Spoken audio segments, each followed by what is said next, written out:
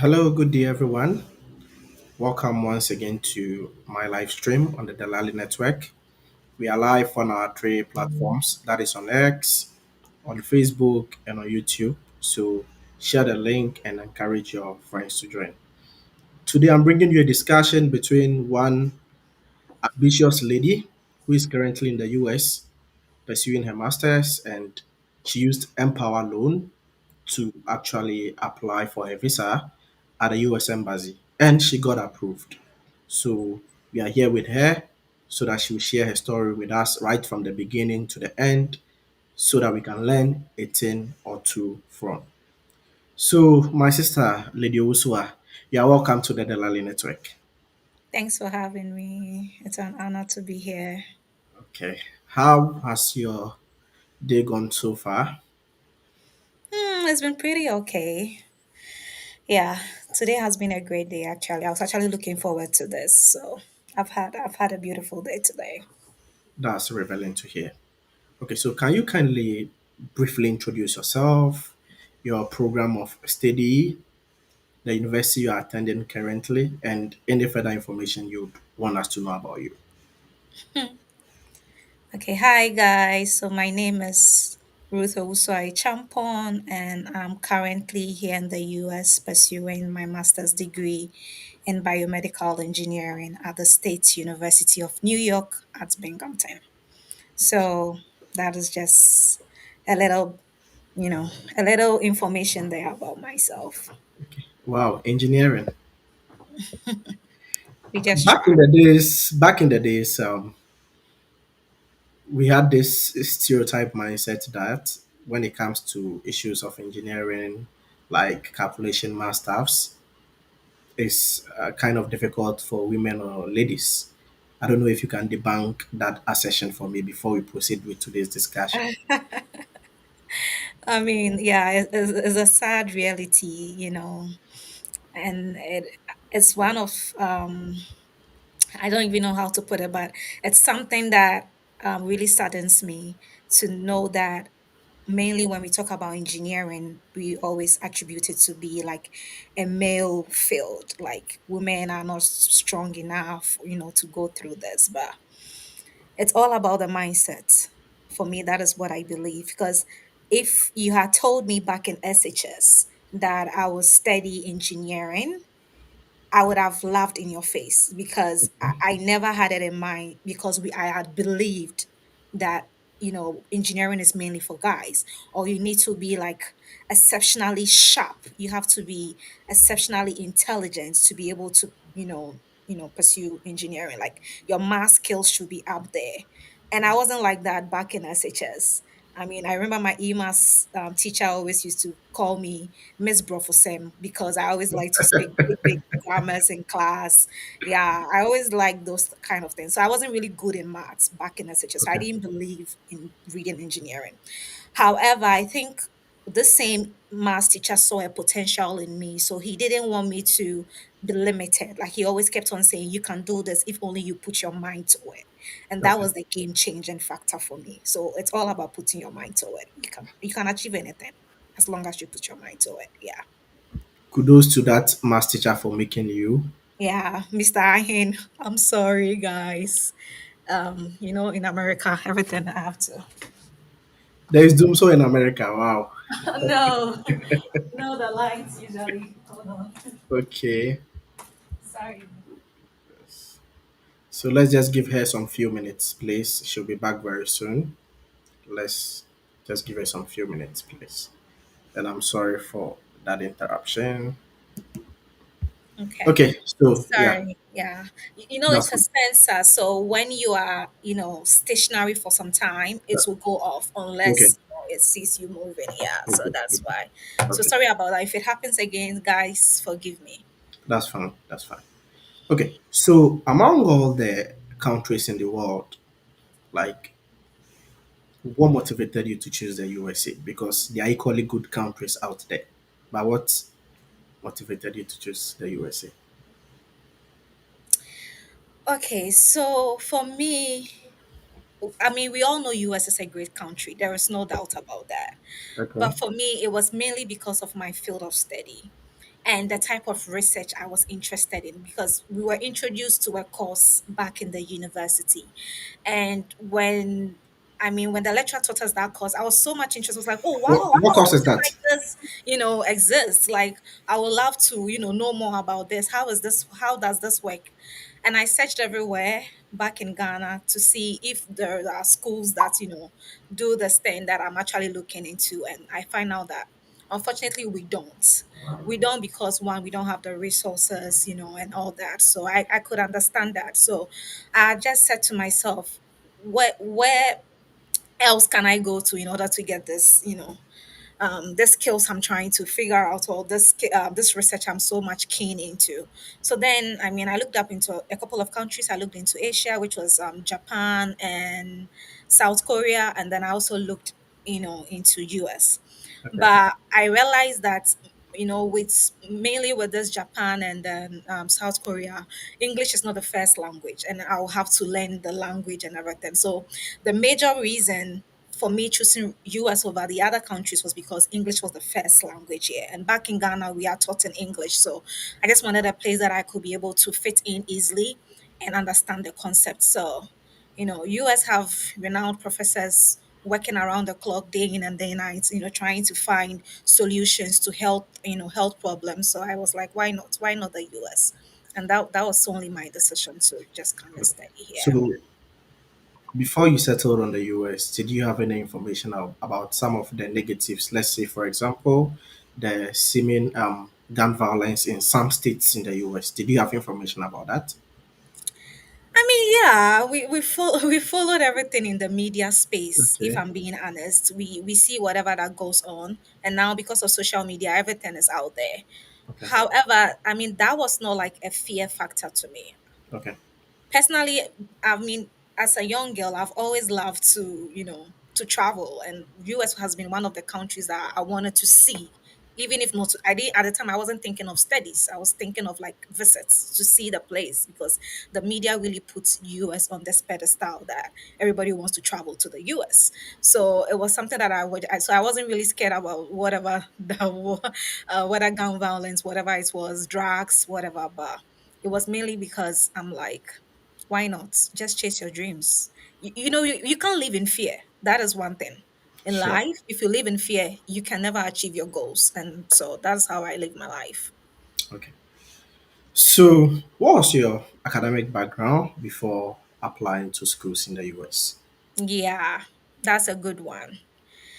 Unlike, I don't know, but I'll say unlike others who have a straight maybe bachelor's degree, you know I mean it's easy for them. I'll say it like that. But for me, I previously had to do an HND in biomedical engineering technology from Koforidua Technical University. Okay. For how And many years? For 2 years, for 3 years of. 3 years. Okay. Yeah, I did an HND. So HND is always 3 years. It's diploma that is 2 years. Okay. So after doing that, I went ahead to do my national service. And after national service, I decided, why not just do my top up to get my bachelor's degree? And at the Okay. time, KTU had not yet been accredited to run the degree program in biomedical engineering. Okay. So I had to switch to a different school. So I got my bachelor's of engineering from the All Nations University, also in Koforidua. Yeah, Oh, okay. So you're a Cove Town girl of course. Yeah, I lived all my tertiary days were in Cove Town. with the Cophoria flowers as well. That I can't say much about. Okay, let's proceed. So, if you don't mind, whilst you were in school taking your HND and your top up, how did you find the program you were pursuing that time? Was it overwhelming? Was it easy? And did it affect your CGPA, or the CGPA was okay before you applied to this particular school in the US? I'm going to be transparent, right? Okay. Um, like I said earlier, I had mentioned that in SHS, if you had told me I would read engineering, I wasn't going to believe you. I had said that already. So when I was coming into Koforidua Technical University, first of all, be, if I wanted to read this program, I couldn't get into Legon because I didn't have the cutoff point to enter into Legon. Okay. So I chose Koforidua Technical University. And then when I got there, I realized that like I said, everything is about the mindset. Once you put your mind to it, you are going to, be able to do it. So when we say, everybody like in level 100, we all do basic mathematics like algebra. Then you now be climb because it's engineering, you'll be climbing the ladder with the different, types of maths like Yeah. calculus, ordinary differential equations, numerical analysis. You will take all these math courses. So for me, in the beginning, everything was cool because algebra, who does, everybody has done core maths. So algebra, at least you will be able to. But as we climbed the ladder, it was a bit tough. Okay. So in my first two semesters, I saw that, oh, my GPA was good. And then in my second semester, I saw that I was dropping. And so I was like, no, like I had given myself a target. Like I had to graduate with this at the end of the day. Okay. So I just had to sit up, put in more work. And then eventually I was able to graduate among, the best in class. And I was proud of myself. So yeah, it wasn't an easy journey, but once I put my mind to it, I was able to do it. And that is how I face life in all aspects. So let's keep it in mind. Once you put your mind to it, it's very possible to achieve whatever you desire. That's So all. let's take That's note of all. that. Yeah. Okay. So how many universities did you apply to in the USA, and how many offers did you receive from these institutions? Okay, so initially I had wanted to do a straight PhD because why not? The US allows for people to do a straight PhD with a bachelor's degree if you have like a good credential. And at the time, I saw myself to have good credentials to try that. So I actually did six PhD applications, and Okay. I did five master's application. So in And all, a total of 11. yes, 11. And I had shortlisted over 25 schools I was going to apply to, Okay. honestly, because that's what I'm saying. It's all about the mindset. When you want to do something, you have to go in all out and make sure you do it, like you get it right at the first try. That is just what I believe in. So I just did it like that. And I did 11 applications in Okay. total. So out of the 11, with a PhD, I got rejection, rejection, rejection, rejection. Only one school waitlisted me. Okay. They said, oh, they are going to see if there was going to be funding and then they were going to get back to me. And So so, out of your six PhD applications, you got mhm, five rejections. I'm putting this on record. yes, yes, five You only had rejections. one wait listing. Wait list, exactly.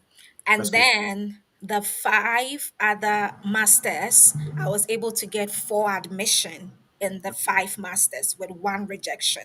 And the Okay. one rejection said I couldn't sell myself out enough to them.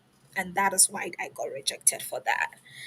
So yeah, But in all, it was getting 11. four masters admission is impressive. Yeah, I tried. I That tried. was that like your first time? Yeah. Yeah, so It's that's my not bad. first time doing everything. All like, it hasn't been easy. It's like, I'm not gonna lie, but yeah, it's all about this. Guys, the power lies here.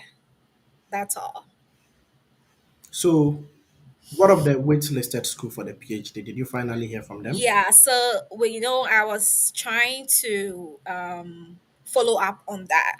And then when I did follow up, I was told that, currently they don't have the funding. So if I don't mind, they could reconsider my application.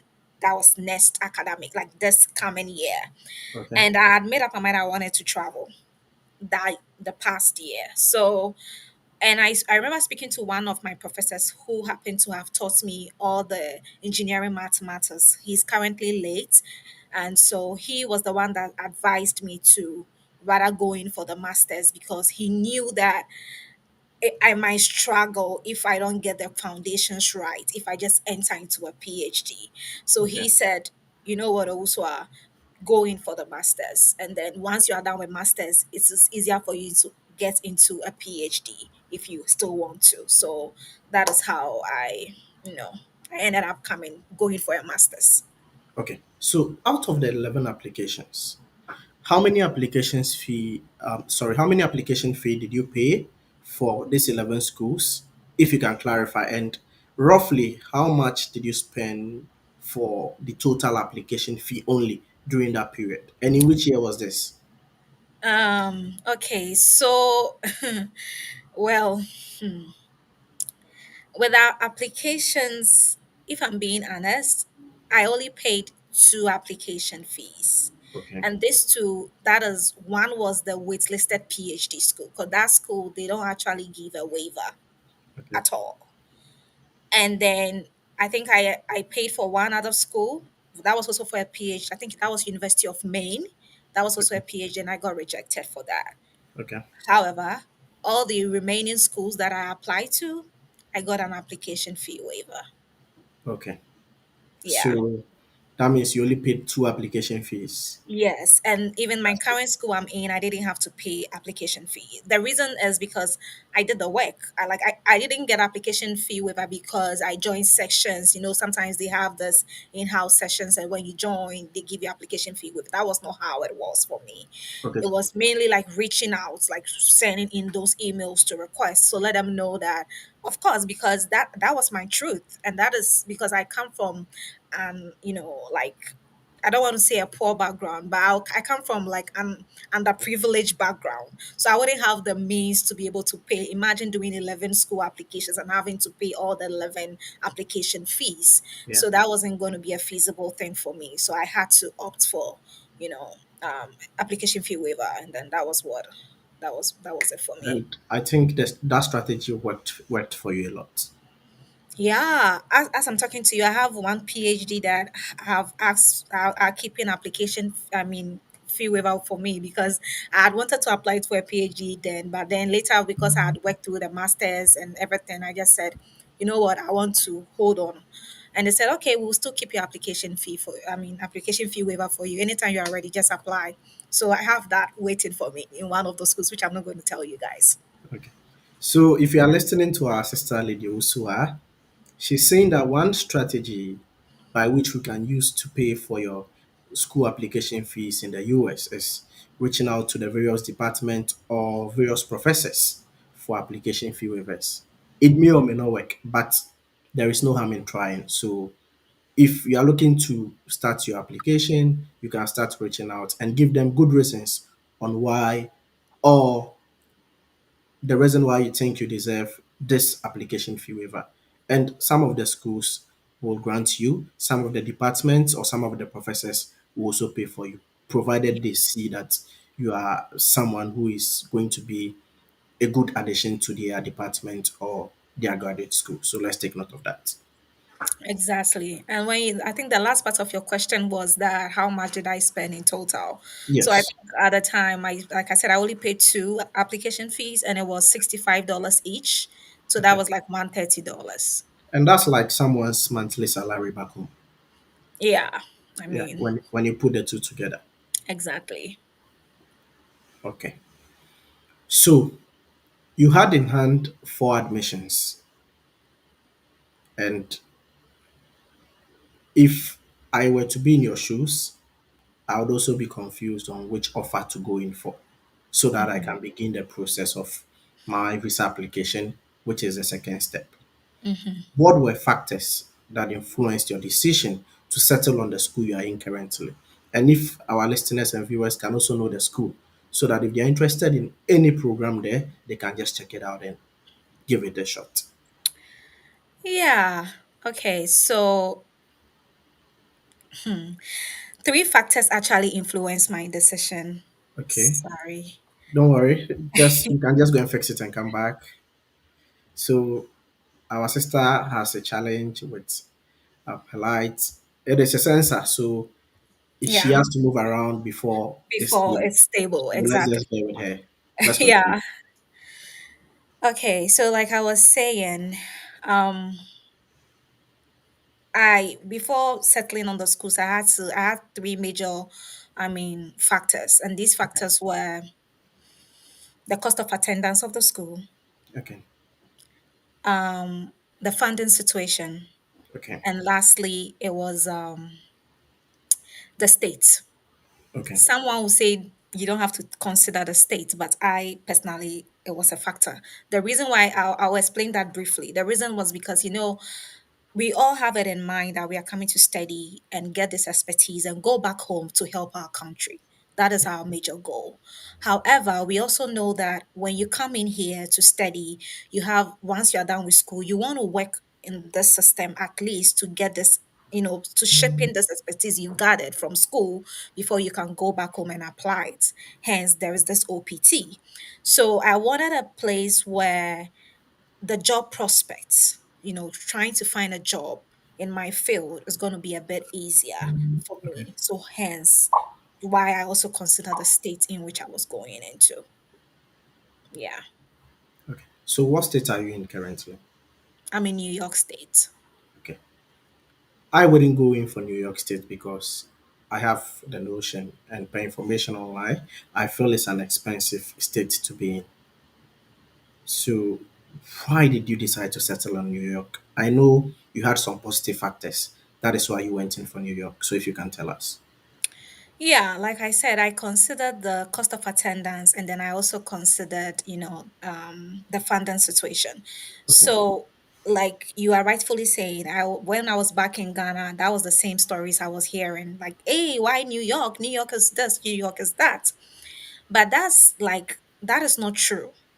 That Okay. is far from the truth, Okay. because I think what people always think New York is New York City. Okay. And New York City is just New York City in New York State. There are several other, good cities here in New York. So So which city are you in currently? I'm in Binghamton, and so Okay. I'm in upstate New York. So Okay. we have upstate New York, right? And then the New York City area is some like a downstate, Okay.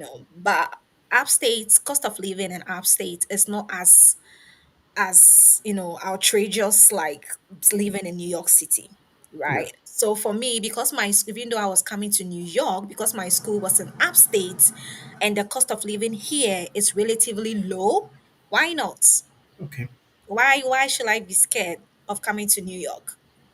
So that's why I say it's all about the mindset. It's not every information out there that you need to just go with. Yeah.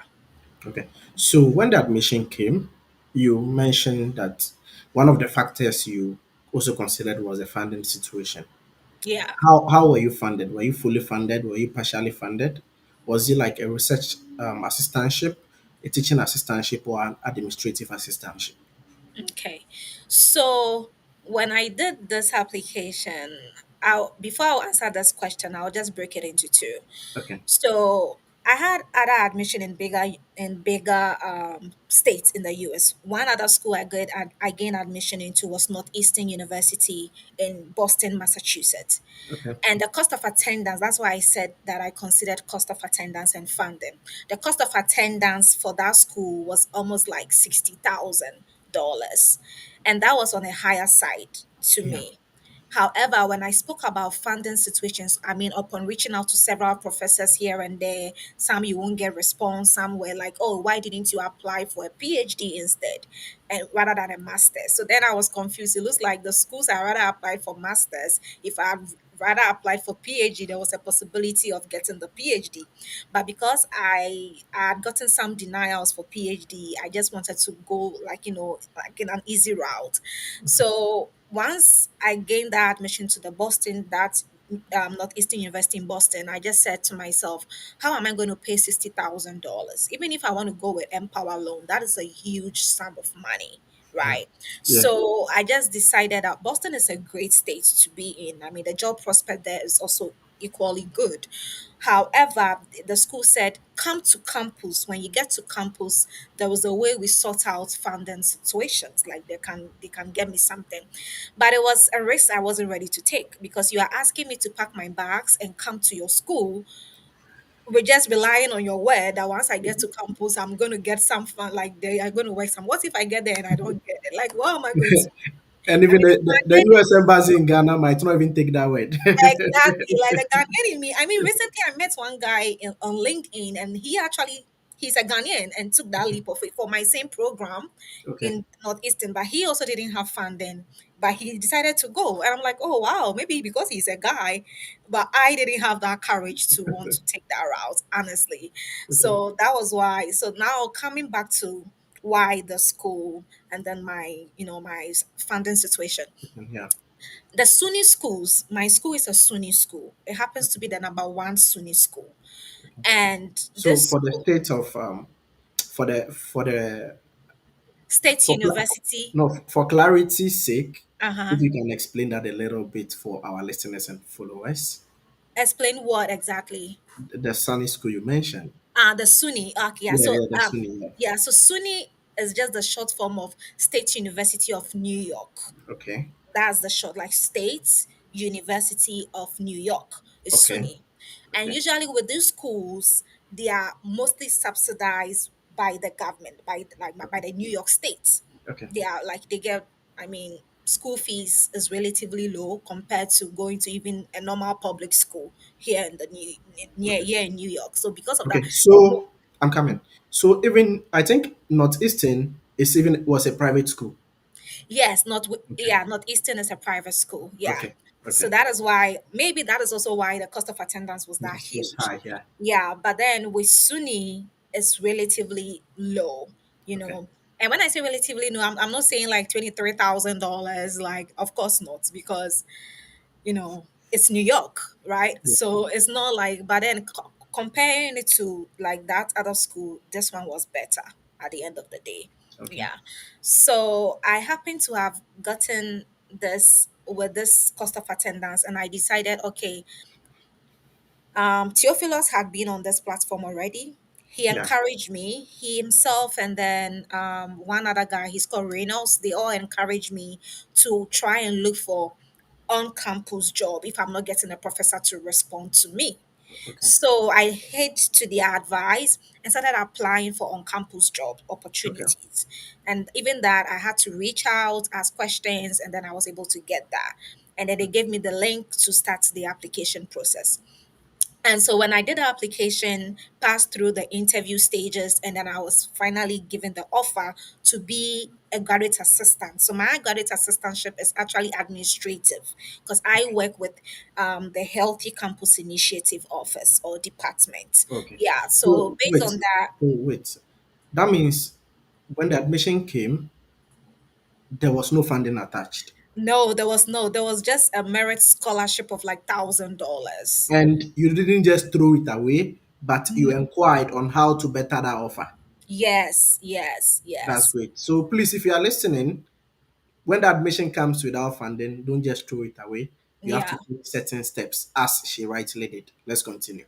Yeah, so basically when I got the offer from the for the job, I saw that they were going to give me a relatively good amount of stipend at the end Okay. of the year.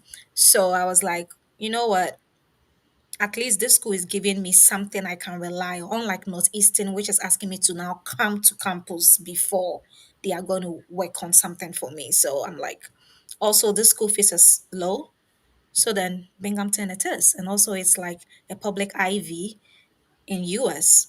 So why not? And then that is why I ended up being in, Binghamton University. Moving forward, I'll be saying Binghamton University because that's the short way. I can't be saying State University of New York and Binghamton like that, like That that. is So, that is very long. yeah, exactly. Or maybe I'll say SUNY Binghamton. I mean, if I say SUNY Bingham, maybe people wouldn't know. So maybe I'll just say Binghamton University moving forward. Okay, so what was the total cost of attendance for your program? That is the Masters in Biomedical Engineering, if I am right.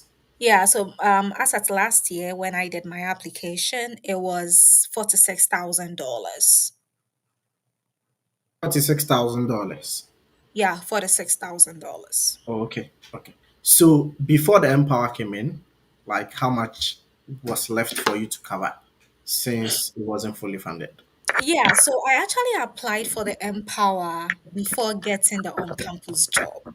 Okay. So at the time, my deficit was fully 46,000, and I tell you, I had a merit scholarship of $1,000. So that $1,000, and I had a deficit of $45,000. Oh, okay, okay, okay, okay.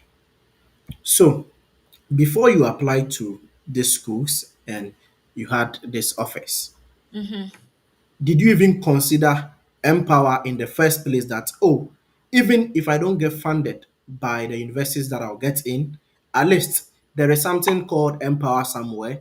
so that I'll apply to Empower supported schools so that if I don't get a funding, I can at least apply for the Empower loan and use that for my visa application. Did you have that thought before you even began like choosing the schools to apply to? Yeah.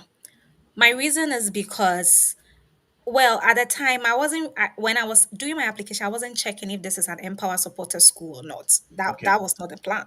okay, However, as you know, we have these platforms that we all help each other and we learn to embark on this journey. So yeah, it happens that I was on this platform and then they posted the link of that page of Empower. So I okay. happened to like, what is Empower? Because I had to ask what it was, and then I clicked on the link and then I joined. So when I joined that platform, I went on YouTube to watch videos of what Empower was.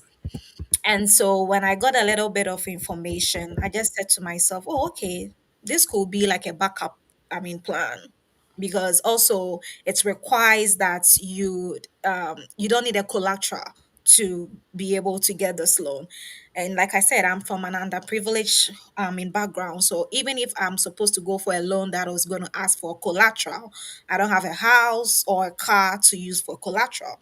So I saw it to be something that is going to be of benefit to me if at the end of the day I don't have funding. Because I think one thing people have to go into this thing with is that it's a 50-50 chance. Funding cannot be given to everybody. That is the truth. People need to accept it. Mind you, you have a lot of people from all over the world applying to schools here in the US. And US is always promoting diversity, inclusion, and equity because of the sorry and equality. So because of this, they are not going to give funding to only Ghanaian students who are applying, right? There can be a student who you might even have a good GPA than, but the person might have other strengths that they are going to give the funding to that other student. So based on that, funding is not like an automatic deal that you're going to get funding.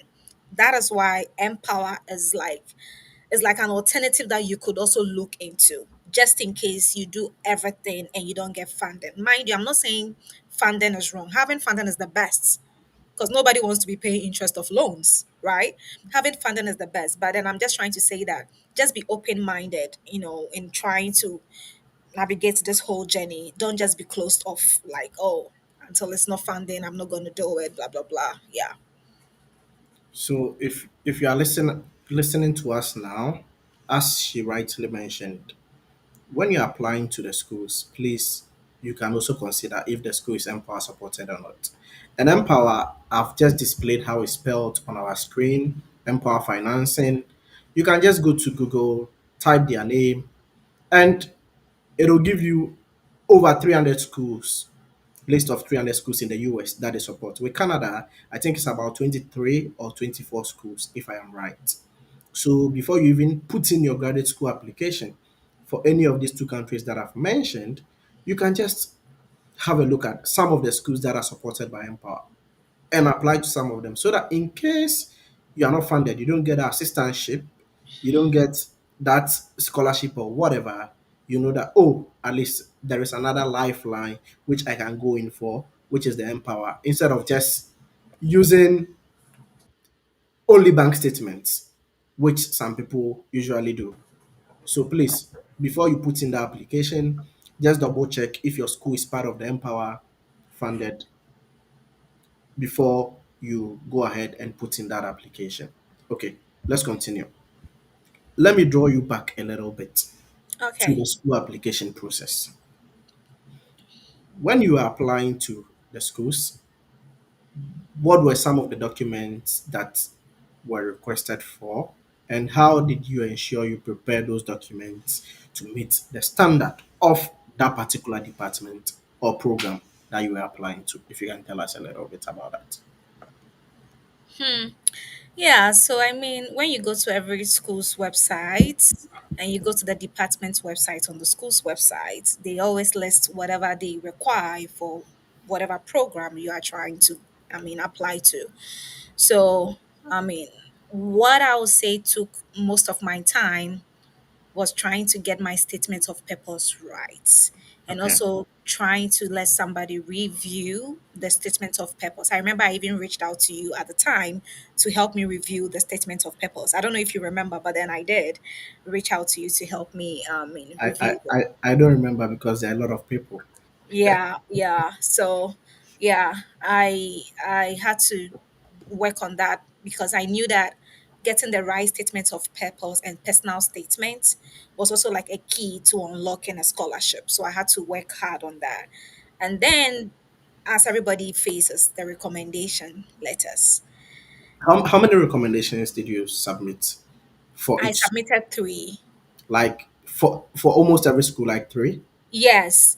Like for Okay. all my PhD, I made sure I submitted three because Okay. every PhD application requires three.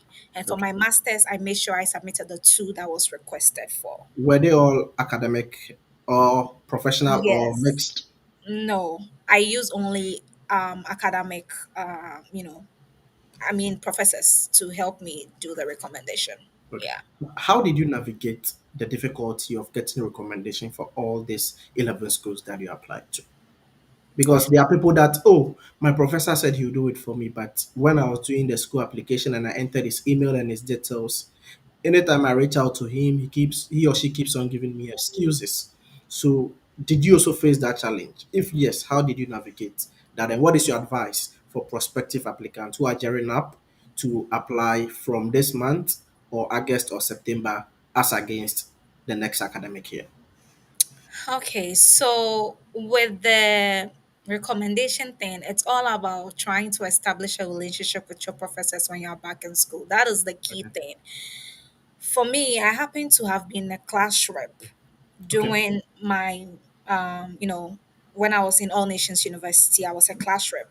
When I was in Cooperative Technical University, I was the vice president for, you know, for my program, like the how shall I say that, the association. We have biomedical engineering Yeah. association. Fishing. So Yeah. yeah, so for the KTU chapter, I was the vice president. So Okay. when you have to be in positions, I know everybody cannot find themselves in positions, but in my case, because I happened to be in positions, I was able to interact with lecturers here and there. Okay. And so, even if you don't, you just have to try and establish some form of relationship. I have a way that when I have an encounter with somebody, I don't want you to forget me. That is how I approach my interactions. I want you to remember me, even if it was one time that we have any interaction.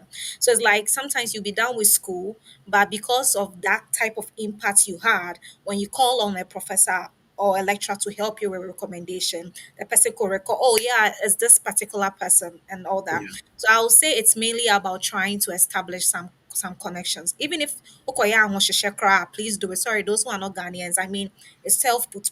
I don't know how best I could say that, but you just have to. You just have to because in Africa, our professors, the way they think is a bit different.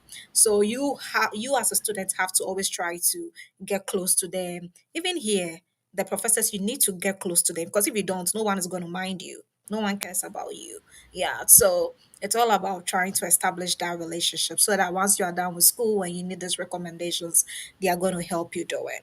Yeah. And I want to Yes. clarify something. Hold on, Okay. please. Okay. People always say, oh, if you go to school, even if a professor teaches you one course, right, and you are able to excel in that course, that professor can be your recommender. It doesn't mean that like I feel like people always want it to be like people in only high positions to give them recommendation. That's not how it works. So for me, that is how I approached it. I used professors that I saw that, oh, I excelled in their class. So if I'm asking for recommendation, you can speak good about me because you can say you taught me this and I exhibited these skills here and there. Do you get it? So that is how I went about. But some professors will definitely also, disappoint you because I had professors who disappointed me here and there. However, I spoke to about 5 or 6 professors. Okay. So when this was disappointing me, I had a backup. Do you get it? That is how I know. And it's also like I said, it was because anytime I had an encounter with a professor, I made sure the person remembers me. So that was how I went about it. Okay. If you are still watching us right now, we are live on the Delali Network on X, that is Twitter, on YouTube and on Facebook. We have over 80 people watching us now, and continue to share the link and invite people to join this insightful conversation, especially when you want to begin your graduate school journey.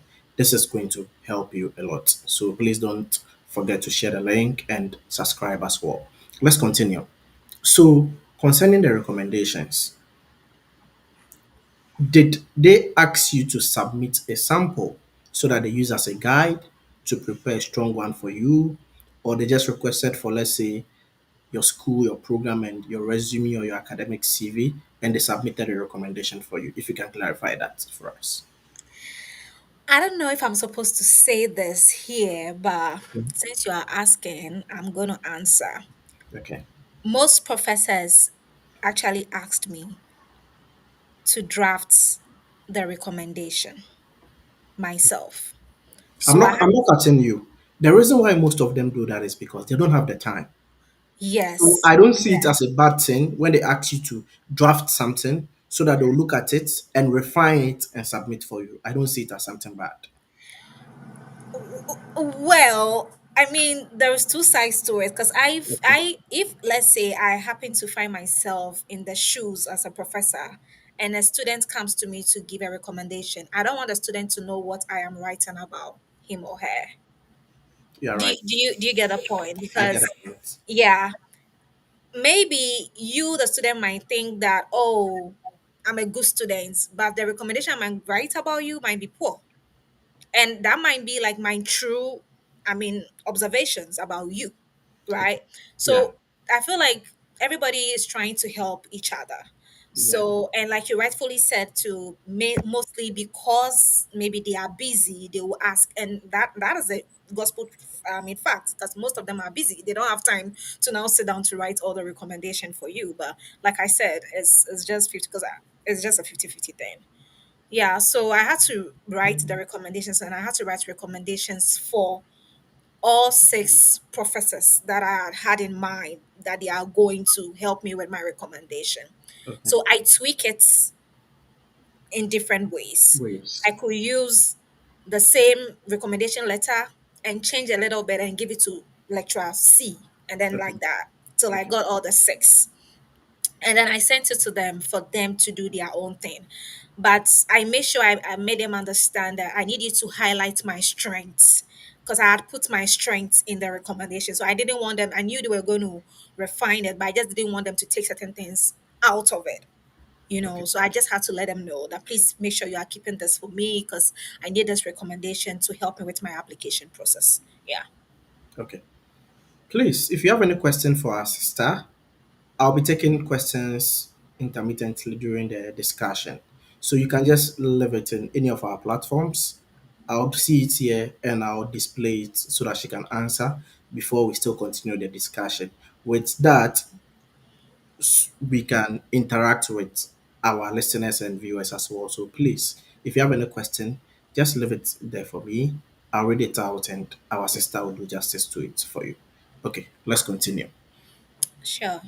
So, concerning your statement of purpose or your letter of intent or personal statement, as some schools reference it, you applied to 11 schools earlier, as you mentioned.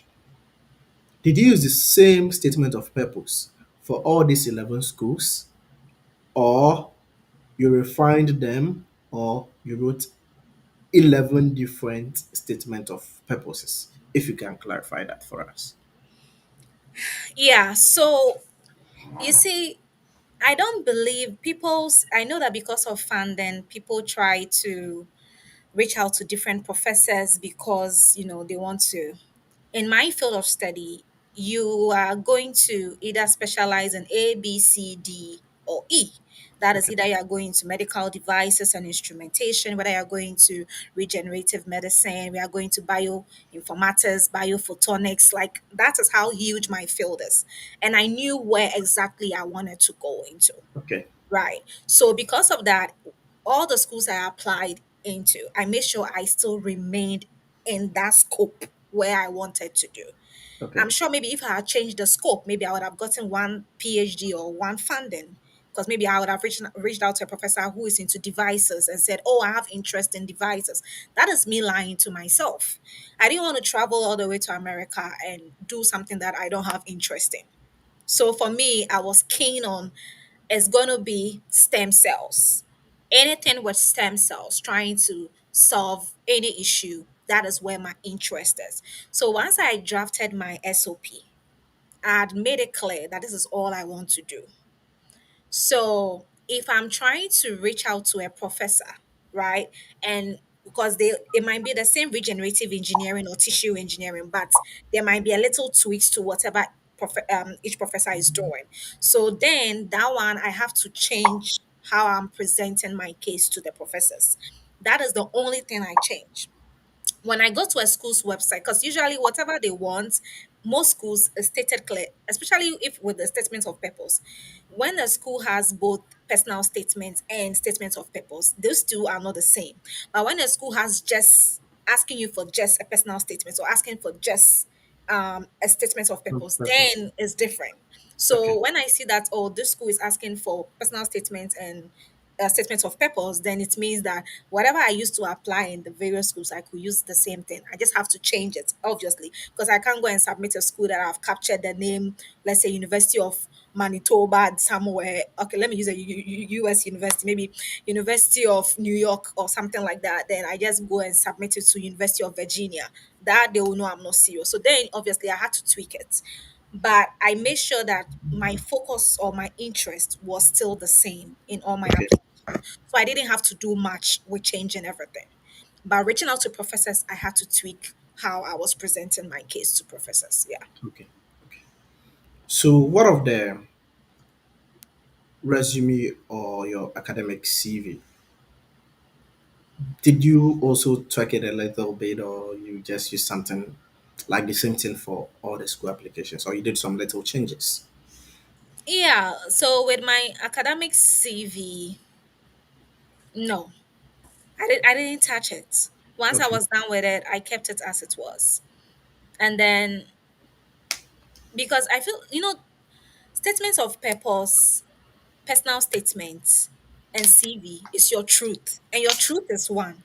We don't have different truths. Yeah, guys, come on. That's your truth. So why are you like when I hear people saying that, I'm like, bro, then it means you have like four versions of your truth. Maybe I am a bit straight, but that is how I approach things, honestly. If this is my truth, I'll present it as my truth. Okay. And if my truth cannot get me to where I want to get to, then that is a problem. Then I'm not being my authentic. Like I don't have to lie to have my way to wherever I want to go. I'm not saying I'm saint, but I'm just trying to say that you just have to own your truth and whatever you want to do and just stick to it like that to the very end. Yeah. Okay. That's very clear. Thanks for that clarification. Hmm. Okay. So, we are moving on to the second aspect of our discussion today, Okay. which is this is off again. Okay. Um, hold on. Can you no, can you hear me? Yeah, Take I me. can hear you. Yes, I can hear you. Yeah, I'll just switch location. That's all. Okay. Okay. So, let's just give her some few minutes since the light keeps on worrying her. Let's just give her some few minutes so that she'll change her location. I'm monitoring everything backstage here. So once she's ready, I'm gonna add her backstage. So let's just wait patiently, please. And this is a very insightful discussion. So don't leave us. Continue to share the link. Right now we have over 120 people watching us. And I'm very grateful for that. Keep on sharing the link and let more people join us. And don't just share as well. Subscribe to the Delali Network. Follow us on Facebook and follow me on Twitter or X for all your steady abroad content. Okay, thank you for coming back. So Okay. we are moving on to the second aspect of our discussion, which Mm-hmm. is the Empower Loan or Empower Financing conversation. So before I ask you my questions, my listeners and followers have asked some few questions here. So I'm going to display them. You touch on them, then I'll come back and I'll take my questions. Sure. Okay.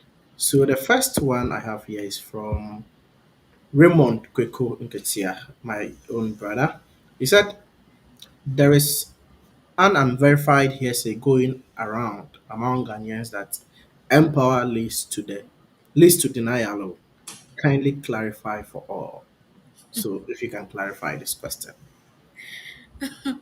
I know this question is actually a question that we'll definitely touch on as we proceed, but since you're asking me to touch on it, that is never true.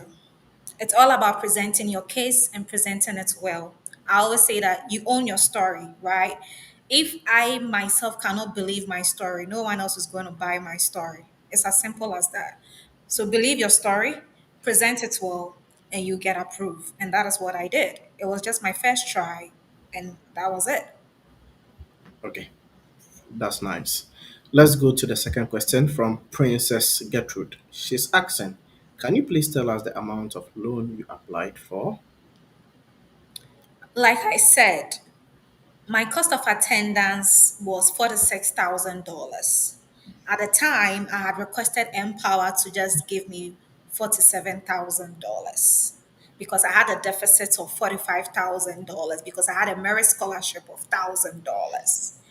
So I actually asked for 47 because I needed an extra $2,000 so that when I got here, I could sort out my rent and any other miscellaneous that may come my way.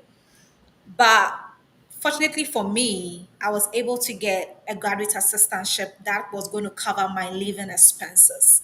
Hence, I didn't need Empower to give me the full 47,000 again. So I asked them to reduce it to $37,000. So that is all I took from Empower, $37,000. Okay, so Princess Gertrude, actually, we are going to delve more into that, and she'll be breaking down like every details which you need. So just hang on and keep on listening and sharing the link for everyone to join as well. Okay, so with Empower, my first question to you is already you've told us about how you heard about Empower, which was someone posted a link on one of our pages and you saw it. That is how come you heard about them. Okay. Yeah. Why did you choose them? Why did you choose Empower Financing? The flexible repayment policy. That Can was you throw more light on that? So it was mainly two things. The fact that I could get the loan without the collateral. I've already mentioned that I come from an underprivileged background, so I don't have anyone to give me a house document or a car document to get a loan. That is the first part. The second part is the fact that I will be able to repay the loan within a reasonable amount of time. Because, mind you, taking loans is not an easy thing. I feel like people don't say it much. It's a good thing, but it also has its own, cons attached to it.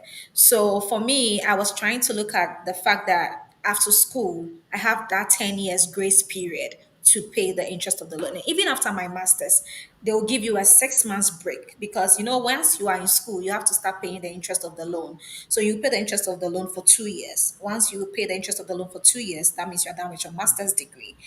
When you are done, they'll give you a period of 6 months to be able to find a job, to be able to start paying the interest. I mean, the principal of the principal loan itself.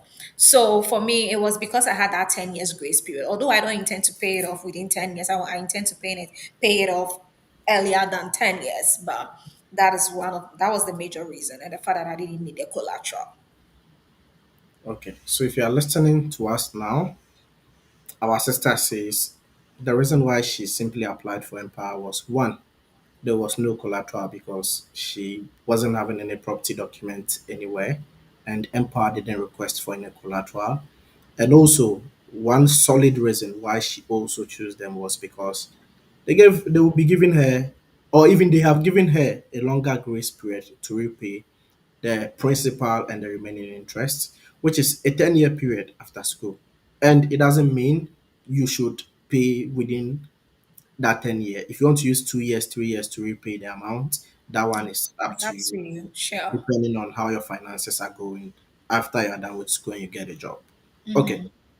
So can you walk us through the application process for the Empower, like in terms of the documentations that were required, and how you also did it and how long it took, if you can take us through that. I'm trying to see if I can also share my screen for the Empower page whilst you talk, so you can just go ahead. Okay, so like I rightfully said, I had this page, the Empower page that I was on, and they happen to have ambassadors. Empower has ambassadors. So for me, once I was done with my school application and everything, and I knew I had to go for the interview and I needed this loan to help me with my interview, I just decided to reach out to one of the ambassadors of Empower. So I asked because I reached out to him because I saw it to be that if he is an ambassador, he is more prone to give me the solid information that I need before I go into it. So based on that, I reached out to him and then he asked me for my admission letter and then he asked me to fill up a form. I did fill out the form. Once I filled out that form, I think he also requested for utility bill, like a receipt of a utility bill. So I also presented that, and then I asked him to help me, apply for the loan because one, he is the ambassador. He has all the resources. It's easier that way for me. And also for my chances, not I didn't know because it was my first time. I just didn't want it to be like I do it in a way that I might get denied. So I actually reached out to an ambassador and he helped me with the application. And for him, I don't know if because he as an ambassador was able to do the application, that is why I got the offer within 5 days. Because I got my approval within 5 days of doing the application. Okay, so if you are watching us live now, I've just shared the screen for Empower Financing. As you can see, fund your education, live your dream. So we have the options we have here. One, you get a loan. Two, refinance. Three, scholarship. Four, resources. Five, about us. So when you want to get a loan, first of all, you have to come and click on the schools we support. So once you click on the schools we support, we can see Empower's network of schools in the US and Canada. So you just come and do what? Find my school. And when you come and click on find my school, the next thing you do is just search the name of your school. And if it's part of an Empower supported institution, you get to know. So for example, okay, so you first of all select the country. So I'm selecting Canada because that is why I'm currently, and I'll be biased. I always project the name of my school, University of Manitoba. So let me type the name of my school and see if I'll find it here, University of Manitoba. Oh, good. So when you scroll down, you can see University of Manitoba is showing there, and the province is Manitoba. So University of Manitoba is an Empower supported institution. Now let me click on the country US and see. So with US, even I've not searched, but you can see some of the name of the schools.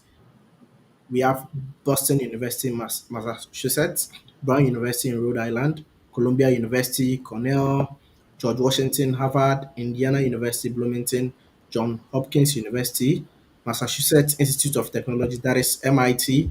When you click load more, you are going to see like a whole lot of schools. We have over 300 US schools, but for Canada, I think it's just 23 or 24. So if you are looking to put in a school application and you are considering Empower, I advise you to also check out Empower supported schools before you even put in the application. So this is how to search for schools on Empower website. So I'm gonna stop sharing my screen.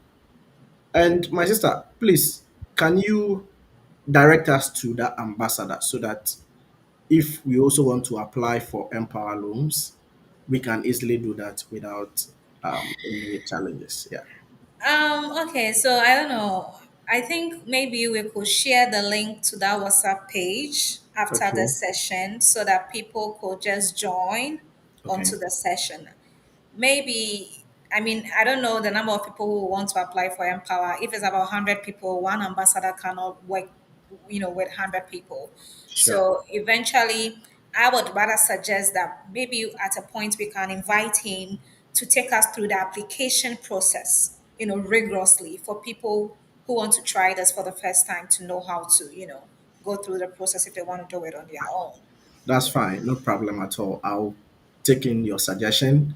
And since the ambassador is also a good brother to me, I'll just hit him up backstage and we'll schedule something for our listeners and our followers. Yeah. Okay, so let's continue. Did having an Empower loan influence your visa approval? If yes, how did you present it during your visa interview? How did you present your case? Like you're from Ghana, they know the economy. If you are done with education in the US and you even come back, sometimes it's difficult to like get a job that will pay you like a very high amount for you to save something to pay the Empower loan. They know our economy, but how were you able to present your case? How did it influence your visa approval? If you can let us know. The answer to that question is that, of course, Empower did influence my visa application. Um, I'll just say that with the loan factor, I know that people go to the embassy with stories of my uncle, my auntie, right? I also presented my uncle, my auntie story, but just that I was backing it with Empower. It's good to present your sponsor, like how you're going to pay the interest of the loan, because that is all the VO cares about. These VOs, they understand and they know the terms of Empower, right? And hence when you go, that's why you get approved. So they want to know that first of all you understand the terms of the loan, and if you understand the terms of the loan, are you committed to those terms? And how will you be committed to those terms? That is how you're going to pay the interest of the loan whilst you're in school, and when you are done with school, how you're going to pay the principal. So for me, I presented my case in such a way that I can pay the interest of the loan whilst I'm in school. Why do I say this? I'm going to explain it in details. So I presented a story like So my please hold on. So Princess Gertrude, if you are listening, your question, how did you explain your repayment of the loan to the views? That's what she's taking for us now. So please continue. Yeah. So what I did was that I presented my story this way. I told the visa officer that I have an uncle who will be paying the interest of the loan. Okay. This uncle of mine is actually having his own business. However, he manages a business that belongs to my late father, right? So, and this business I said to the VO that my uncle manages for my late father was that my late father owns hostels in UPS, right? So because he has two hostels in UPS, and I am currently like, the firstborn, and I have to go out and study and come back, and before I can take over, in running that business. So my uncle currently runs the business. If my uncle is running his own business as well as running my father's business, why won't he pay the interest of my loan when I'm in school? He's obliged to, because I'm not taking money from him. He's going to use money from my own father's business to pay. And also, I created a story in such a way that looking at it in 10 years, I'll be able to pay off. Because if you have a hostel, they know the system. Like, if assuming you go to school and then you are paying like 4,000 annually for your hostel, and you have about maybe, I don't know, probably like about 40 or 50 students in that hostel, obviously that's a huge sum of money. So paying off the interest of the loan is not going to be, interest of the loan is not going to be a problem. And your repayment policy is also not going to be a problem. So that is how I presented my case to the VO. And no, it was a she. So she actually asked me, what job did I say my uncle does again? So I said, my uncle actually imports, and then he does wholesaling and retailing of electrical goods. That is all I said. And then because he also manages my father's hostel. Yeah. So then the follow-up question was, do you have his bank statement? So I presented the bank statement to the VO. And this was a question I didn't prepare for, but came up in my interview. So that is one thing you also have to know, that going for this visa interview, no matter how well you think you prepare, there is going to be a question that might take you, like by surprise, and you have to think fast. You need to think on your feet. So what happened was that she took the bank statement, scrutinized it, went through every page of this bank statement. Okay. And so she asked me a question about the bank statement. She said, "Why do you have this huge deposits in the bank statement? Is it coming from the hostel your uncle runs for your dad, your late father?" And I immediately said, "Oh no, this is not the hostel's bank statement. This is actually a bank statement for my uncle that he is from his company of that importation and whatever Exporting. selling exactly." So that's how I presented it to her, and I realized that that was a tricky question because I personally, when I got the bank statement, I made sure I went through the bank. That is what people don't do. When you get the bank statements, you need to take your time to go through it and look at the transactions. So personally, I saw that there was huge sums of deposits in this particular bank. It wasn't my bank statement. I didn't know the owner of the bank statement. I had to plead with someone for the person to give me that bank statement. It was a legit bank statement, but like I said, I didn't know the owner. I didn't know what the person does, so I had to create that story. And looking at the type of transactions in the state, I saw that this person might be doing a business that is making him get that type of money in there. So I when she asked that question about the deposits, I just had to be fast because with a hostel, let's say if each student is paying 4,000, that bank statement has to run like that. It has to show like 4,000, 4,000. Like it has to be like a consistent flow, right? You won't just wake up and you see like 100,000 being deposited somewhere. Where is it coming from, right? So because of that, I saw that to be a tricky question. But thank God I was able to quickly think on my feet and said, no, it's rather from the business because businesses, money goes and comes easily. So it's understandable for him to have such huge money in the statements. And based on that, after answering that question and saying no, it's rather for his business and not the hostel, she just said, "Congratulations, I'm approving your visa." And that was it. Okay, so a follow-up question quickly from Agbo Pascal. Were you asked for documents of your uncle's statements as well, or only the statement? No, because you are presenting your uncle to be, I mean, financially stable. So what do they care about? They don't care about his business registration. They don't really care about. I didn't carry such documents. What they really care about here is that you'll be able to fund the education or pay the interest of the loan or whatever it is. So for them, it was the bank statement. I knew some people who went with Empower Loan and they went to different visa offices, and the visa officer didn't even check any bank statements and got approval, right? Because that person actually went 2 weeks before I did. And that Okay, person came back to tell me, oh, the viewer didn't even ask for this because I was panicking because I wasn't getting the bank statement. And statement. I just could feel that I needed a bank statement. Personally, I just could feel it that I needed it. However, this guy said, oh, when I went, because I told him about it. I think you need a bank statement to support your story because he was going for this data analytic course something. So I was like, you need a bank statement. And he also tried, he couldn't get one. So he went. And God being so good, the viewer didn't even ask for any documents. He just asked him series of questions of the school, what the program was going to do for him, how he intends to apply the skills back in Ghana, and he got his visa. And so imagine I was like, oh, this guy went and the viewer didn't ask for the bank statements, right? Because our stories are different. I don't know how he was presenting his story to the view. So I couldn't have just been relaxed and say that, oh, this person told me that the viewer didn't check the bank statement. So I'm also not going to get a bank statement. Like I said, the final factor for my decision was the fact that she went through my bank statements, asked me a question about the bank statements, and once I was able to answer that, I was approved the visa. Yeah. So, those of us who have been joining our various mock sessions like visa preparation interviews before your main interview, you can bear witness that we've been giving this advice that anytime you are going with Empower, even though they might not ask, it's very important you carry a bank statement along to show the financial strength of whoever you are saying is going to pay that loan interest for you. And as we all know, the visa application, it is not a one-way process. They might ask Ama this document. Kofi might go there, they wouldn't ask. And it's better to be prepared. As you mentioned, just imagine you were not having his bank statement as at that time. Yeah. Yeah. Obviously, I would have been denied for sure. Ex- Exactly. Yeah. Exactly. And also, I want to add this. You have to also consider your age, how long you have been done with school. for me, I also carried my personal bank statements as Okay. well. The reason being that I saw it as a way to show the VO that I'm a responsible girl.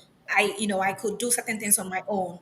So I wanted to present the case in such a way that, whether if there are any miscellaneous that's going to come my way, I'm going to be able to fund it with my own personal money. So I went with my bank statements. But I think for her major concern was my uncle, because see, that's the thing. The thing is all about your story. You need to believe your own story. If I'm saying my uncle is running a business for my late dad, and it's a hostel business, hostel generates a lot of money, right? And I didn't also mention any other school than UPS. UPS is a big school in Accra. So obviously he's expecting that my bank statements no ahia na ɛbɛyɛ no, what am I saying? But I just had it just in case, and I said it as well in my submission to her that, I also have my personal bank statement of this amount of money that I'll be using to cover any miscellaneous. But then she only asked for my uncle's bank statement. Okay. That is very, very noteworthy. So let's take note of that. Then there's another question from Catherine Ajarako. Did you use only Empower for the visa interview, please, or you used other forms of funding? So if you Yeah. can just tell us how you presented your funding, like your case, how did you present it? Like the assistantship from the school, your personal funds, then Empower. If you Okay, can just so help us. like I said, once I got approved of the, what happened was, at the time when I got approved of the $47,000, because when I got the assistantship on campus, I wanted Empower to reduce my loan, right? Okay. However, when I reached out to Empower said they are not the ones who are going to reduce the interest of the loan, because going to reduce the loan because I've already been approved. I will Okay. have to communicate that with my school. School. So I wanted them to like update my I-20, because initially the initial I-20 had just the Empower. So when I got the assistantship, I sent it to them, and they had already updated my I-20 twice. This time around, putting the assistantship, capturing the assistantship on my I-20. So Okay. because of that, when I reached out to Empower that I wanted that reduction, it wasn't going to. I saw it was going to be a long process, and it was time for me to go for my interview. I didn't have much days for that. So when I went to as at the time I was going on my I-20, it captured my deficits, which was showing that it was Empower, right, of $47,000. And then it also captured the fact that I had they do the right hand side and left hand side thing. So I had the assistantship thing. So that showed that the cost of attendance was 46,000. The other side showed I had the assistantship, and my deficit was like 30 something thousand. So that was why the VO pointed to that deficit, because he knew that Empower was covering it, but even though Empower is covering, it's still your deficits, right? That's why Empower is covering. So that's why, she asked the question about how I was going to pay this amount of money. So how I presented it, it was mainly like, okay, on my I-20, I had my assistantship captured. I had the Empower also captured, and then I presented the case like, I'm going to study, and then my uncle was going to pay the interest of the loan. He deals in importation, blah blah blah, and then he also manages this hostel owned by my late father that he's going to use to support the payment of the loan once I'm in school. Okay. Because mind you, they want to understand that when you are in school, you have the sound mind. You cannot come to US and study. Or I don't even think you can go to anywhere outside Ghana or outside Africa to study. And you want to have a sound mind to study. And then you have this at the back of your mind. I'm owing this amount of money. Because the schooling here is not easy. I don't know for Canada. I'm speaking from my experience. Because since I got here, It's not easy anyway. exactly. Since I got here, I realized that, the notion we have back home, that abroad, that thing we think that because they are asking us to solve like 60-page math question, it means we are doing something. Like, no. Here it's more practical, it's more critical thinking. That is how so studies here is quite tough if you don't have the good foundation back home. So you don't want to have that pressure of how am I going to pay my fees? Like, you are not going to succeed. So that is why having the loan to support you is the best way if you don't have a full scholarship. Yeah. Okay. From Agbo Pascal again. Did you explain the Empower terms immediately you were asked about your funding, or were you asked about your repayment terms first?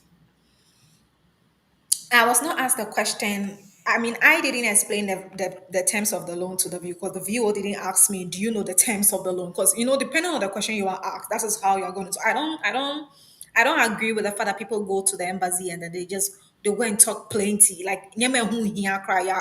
You are giving too much information, bro. Relax. Exactly. Answer what you are being asked. Stick to that. If you feel like this question, when you add this point, is going to make it more solid, then you add those points. That is how you Exactly. are supposed to approach it. Not like go and say everything it doesn't work like that. So for me, the viewer didn't ask me about the terms, how I'm going to repay the loan. She just, the question was, how are you going to pay this deficit? Because she saw that I had the Empower loan and it was a deficit. So, and then I started by saying that I have been approved of an educational loan of $47,000, which is going to cover my living expenses and my tuition. I also have a graduate assistantship on campus that is also going to support me. However, the interest of the loan is going to be covered by my uncle. So and so who does this and also manages that. And so whilst I'm in school, he will be taking care of this interest so that I could focus on my studies. I also have my personal statement.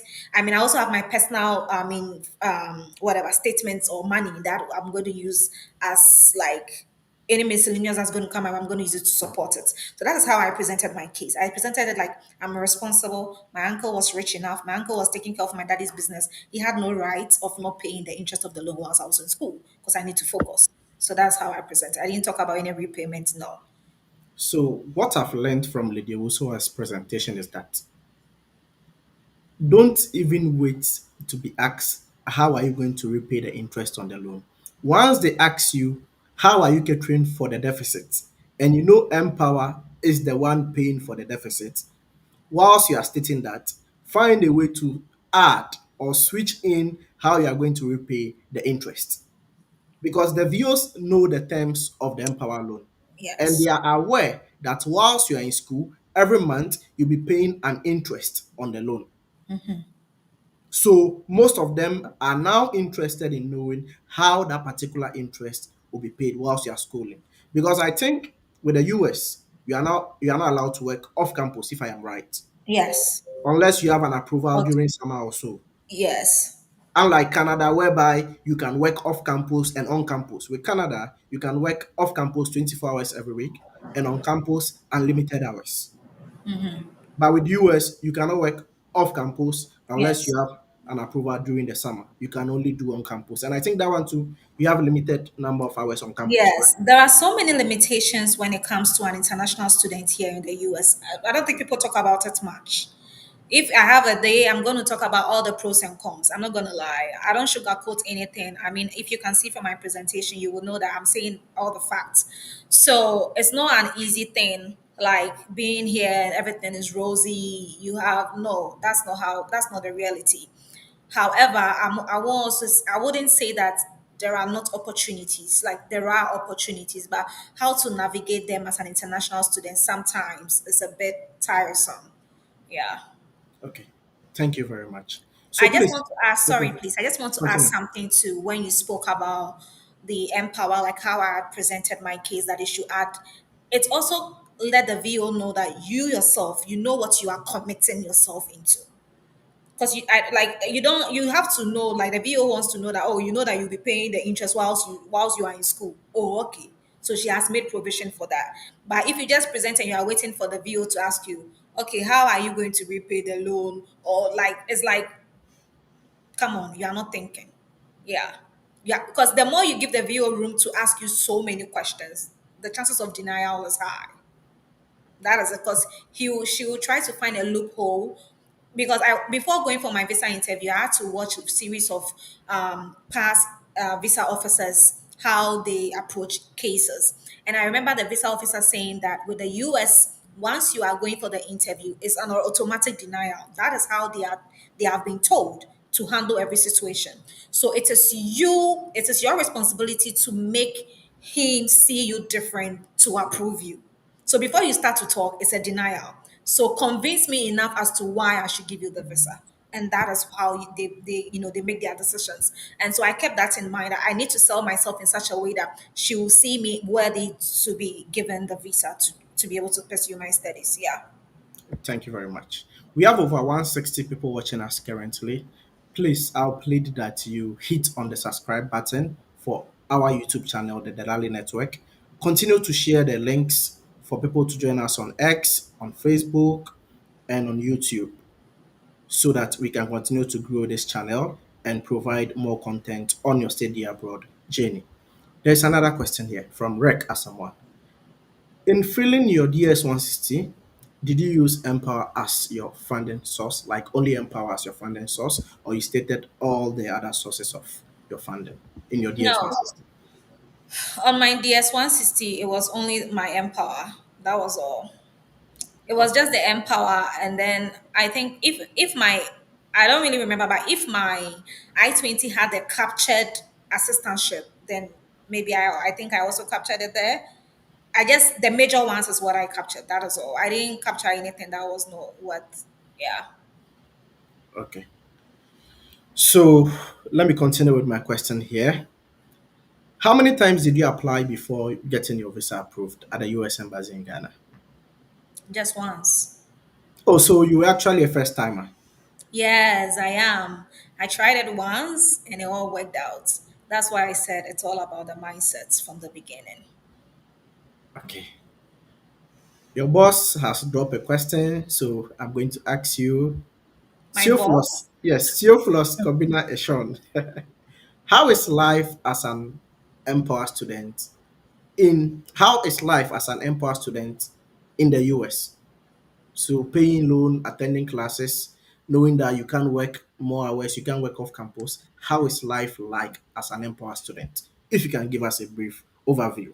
And whether you've regretted taking the Empower loan or you actually love it.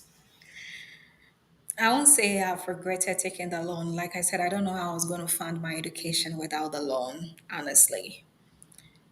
Life as a student with an Empower in the US here is not, I wouldn't also sit here and lie that, oh, it's all rosy. That's not true. Because when Empower finally disperse your total or whatever they start disbursing the money to the school, you have to start paying the interest. It's that quick. You don't have any in between, right? So for me, having to be paying the interest of the loan every time, like every month, sometimes like, hey, all this money is going, all this money is going. Like you, I mean, I'm human. I'm going to feel it. But also the fact that it can give me the peace of mind to just concentrate on the reason why I'm in the US was my major priority, or is the major factor that I see to be like, okay, it's doing the greater good than harm, right? So I am I'm okay. I'll also say that with a loan, it helps a lot in the sense that like when I got here, how I was going to rent, I didn't have any money, because as I was coming, a friend's mom actually borrowed me $300. So when I was leaving Ghana, I only had $300. That should tell you how, you know, coming from How broke you were? exactly, So, and that was also actually a loan and I had to pay back. So imagine coming here. I don't know anyone here in the US. I'm alone. I'm a first generation, to be able to be here and all that. So for me, it was more like I needed that safe space to be able to focus. And also, now that I'm here, the moment the school takes their tuition or whatever fees you need to pay, the school is going to reimburse the remaining money back to you into your account. So that same money is what I used to pay my rent. I use for groceries, and then it's more like I use that same Empower money to even pay the interest of the loan, if I'm being honest. Wow. Yes, that is one of the smartest way to go with the Empower is that you're going to use their own money to pay them until you can be able to work and be able to pay off the principal. I'm talking about the interest whilst you are in school, especially even for the first 1 year when you're in school. Assuming you want to even take the loan the second year, because my master's is a 2-year master. So assuming I decide I want to even go in for another loan, because usually in your second year the fees you need to pay is lesser than when you are coming in. So assuming I even decide to go for another money from Empower, I'm still going to make sure I take the money in such a way that I'm going to use their own money to pay their interest, and at the end of the day I can study, in peace. And then after school, hopefully I get a job or I get into a PhD, and I'll be able to use some stipends to pay off the interest. I mean, to pay off the principal. Yeah. Okay. So there is another question here, but you've answered it even in your discussion already. He was asking, does Empower disperse all the money to the school, or some comes to you directly, and you've even tackled that already? Yes, Empower does not deal with you individually, because the moment they approve your loan, they are going to contact your school and everything for your school to, give them the go ahead that this amount of money you have requested is enough for your studies. So usually once you get to campus, because for me, in my case, by 2nd August, Empower had already paid my money to my school. I didn't even know that. I got here and I was struggling because I didn't know how it was. But usually, when you get here, you need to go to your school's financial office or the student account office and then ask questions about if the loan company has already disbursed the money. So once they have disbursed, if the school is also going to release the money to you until school officially starts, because they assume that maybe when they give you the money, you might not even come to the school. So they had to hold on to the money until school officially started in August, I think August 15th or August 16th. That was last year. And then when we had finally started class, I saw that I got a notification that the remaining money has been disbursed into my account. Okay. Yeah. And I think before they even do the first disbursement, after your visa approval, I think you have to upload a scanned copy of your visa on their portal. Of course. Empower would never do anything until everything has been like I said, they deal directly with the school. Because even when you get your visa, for me, I had to let my school know. I told them that my visa has been approved, so I'll be coming, and then based on that, it makes it easier that when even Empower reach out to them, they are also going to confirm that indeed your visa has been approved. Okay. So when you began school in the US for your masters, how much was disbursed to the school, and every month how much were you paying as an interest? If you can let our listeners and followers know that. Yeah, so I mean, for my school, I like this thing my school did, because my school didn't agree with Empower for Empower to disburse the entire money Okay. to us. I mean, to them. My school only requested that Empower disburse the money that I needed just for this fall semester. So Okay. Empower disbursed half of that money. It was even less than half of that money in the fall semester to Okay. the school. And so based on that, I had to pay a lower interest. And I saw that to be a smart move, because you just got here, you don't want to carry that burden. So once they disburse that amount, the amount they've disbursed at that time, that is the only interest you are going to pay.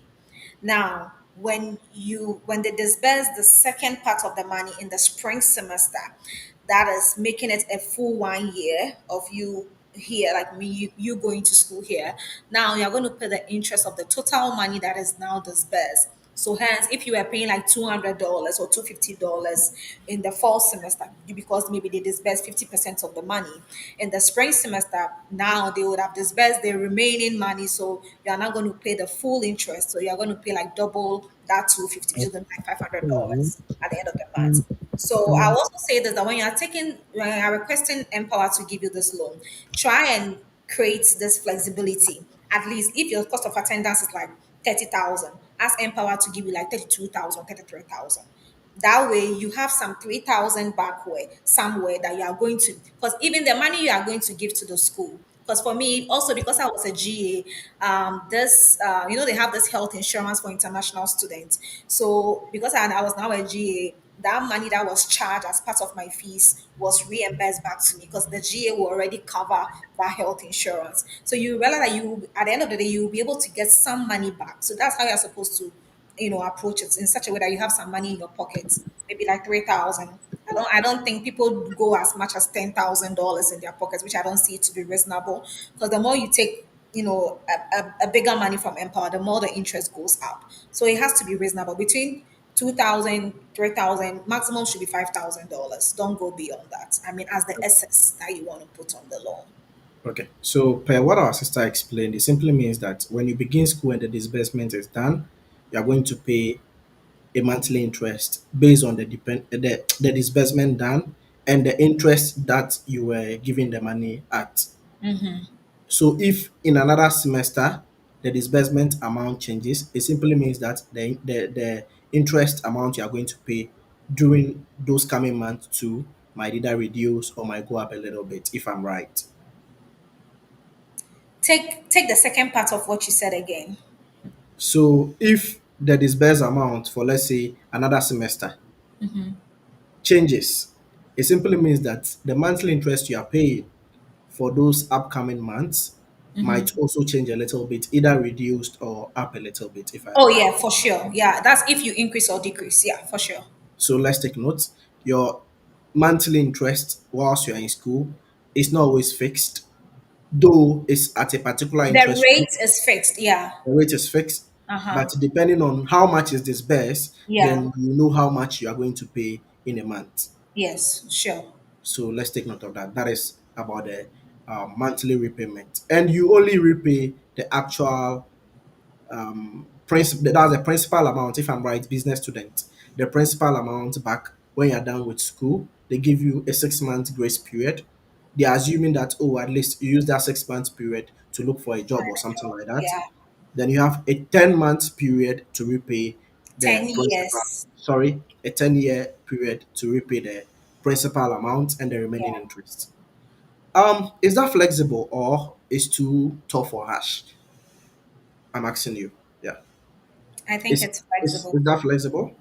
It's flexible. Like I start working because of educational loan, so my salary I have to make provisions so that some portions will be going to Empower. Whilst maybe I'm a Yeah, fresh but it graduate, I also have to enjoy my depends on money. you.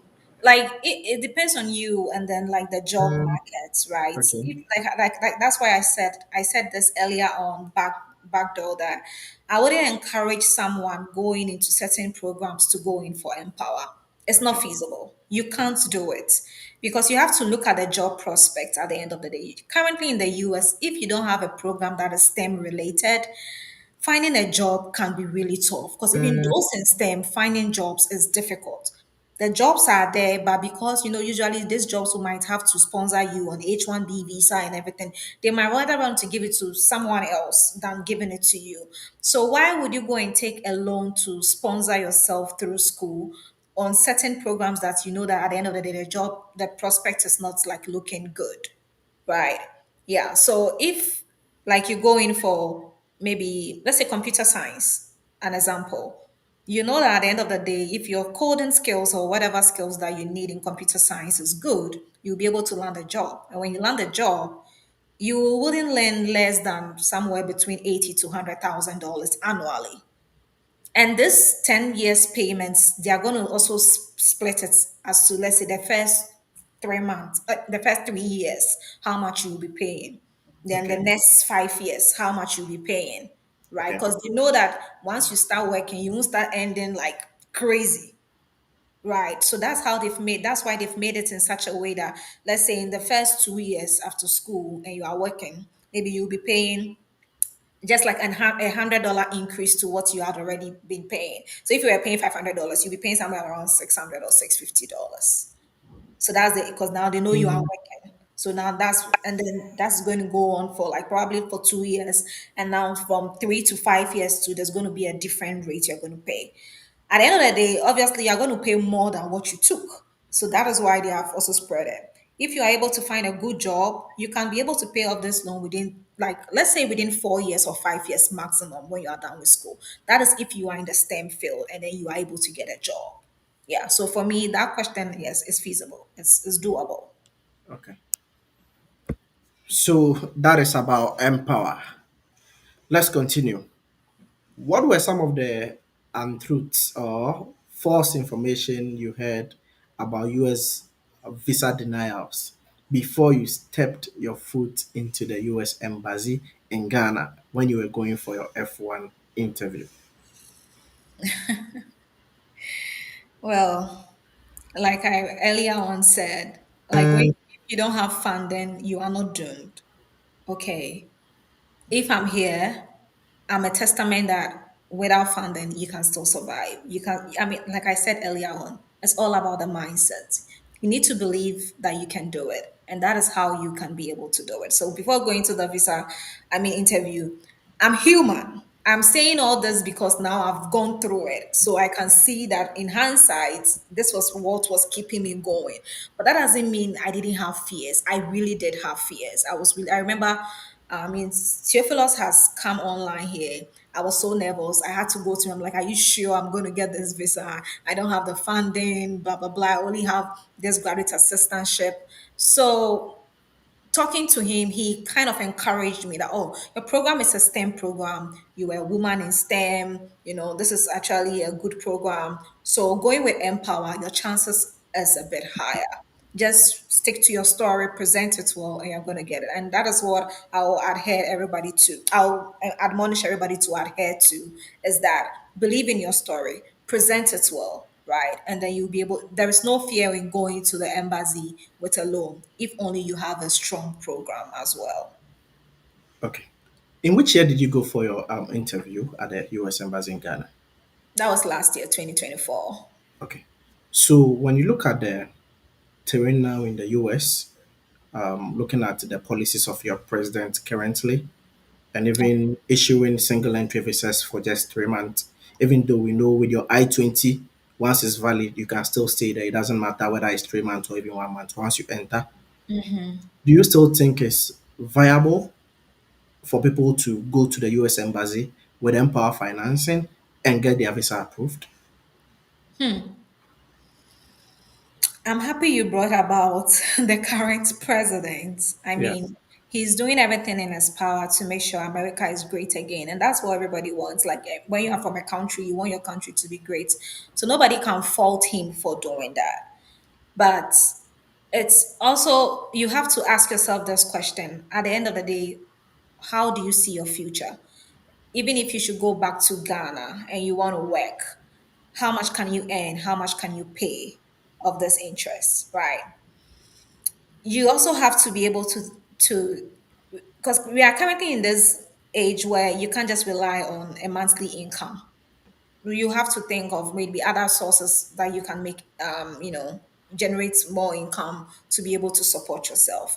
Yeah. So I wouldn't say that it's not doable, it's not viable, whatever the case is, whether you have 3 months to enter the US and don't go back to your home country within the, because looking at this, looking at what they are saying now about this 3 months, is like when you go back, you have to reapply for the visa. If I'm mistaken, somebody should correct me, but that is what I've read so far. So if that's the case, you are on a loan. Why are you going back to your home country to go? It's like you're going to spend money over and over again, and you could use this money to be paying off your interest, right? So I don't think that this is something that you cannot do. Like, let's say, because now there are different restrictions, you can't still come with Empower. You can come with Empower.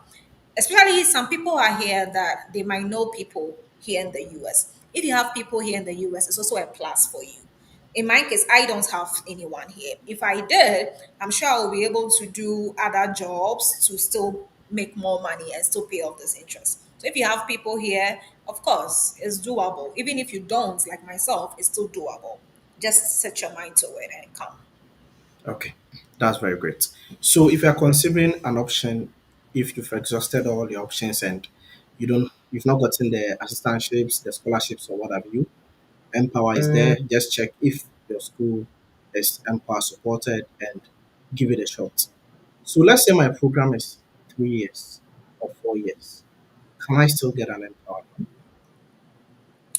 If your program is 2 years, of course, you can get an Empower.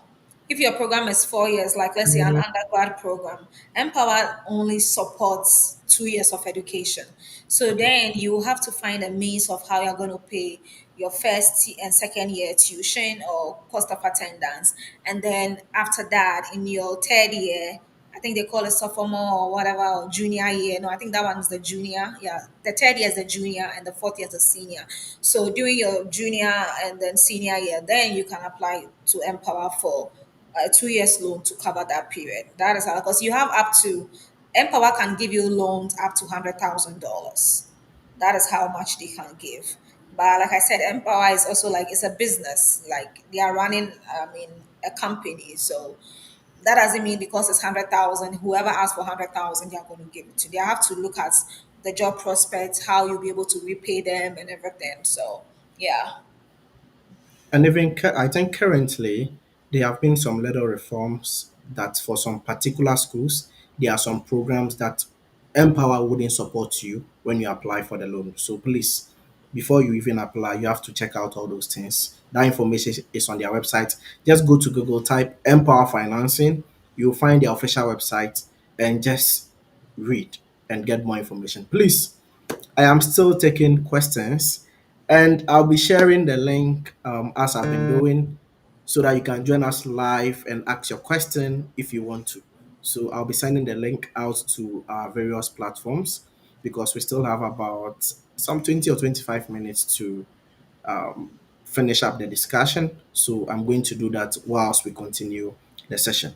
Okay, what advice will you give to other students who are considering Empower financing option? What advice will you give to them? I think I've said it countless time already. Know your program.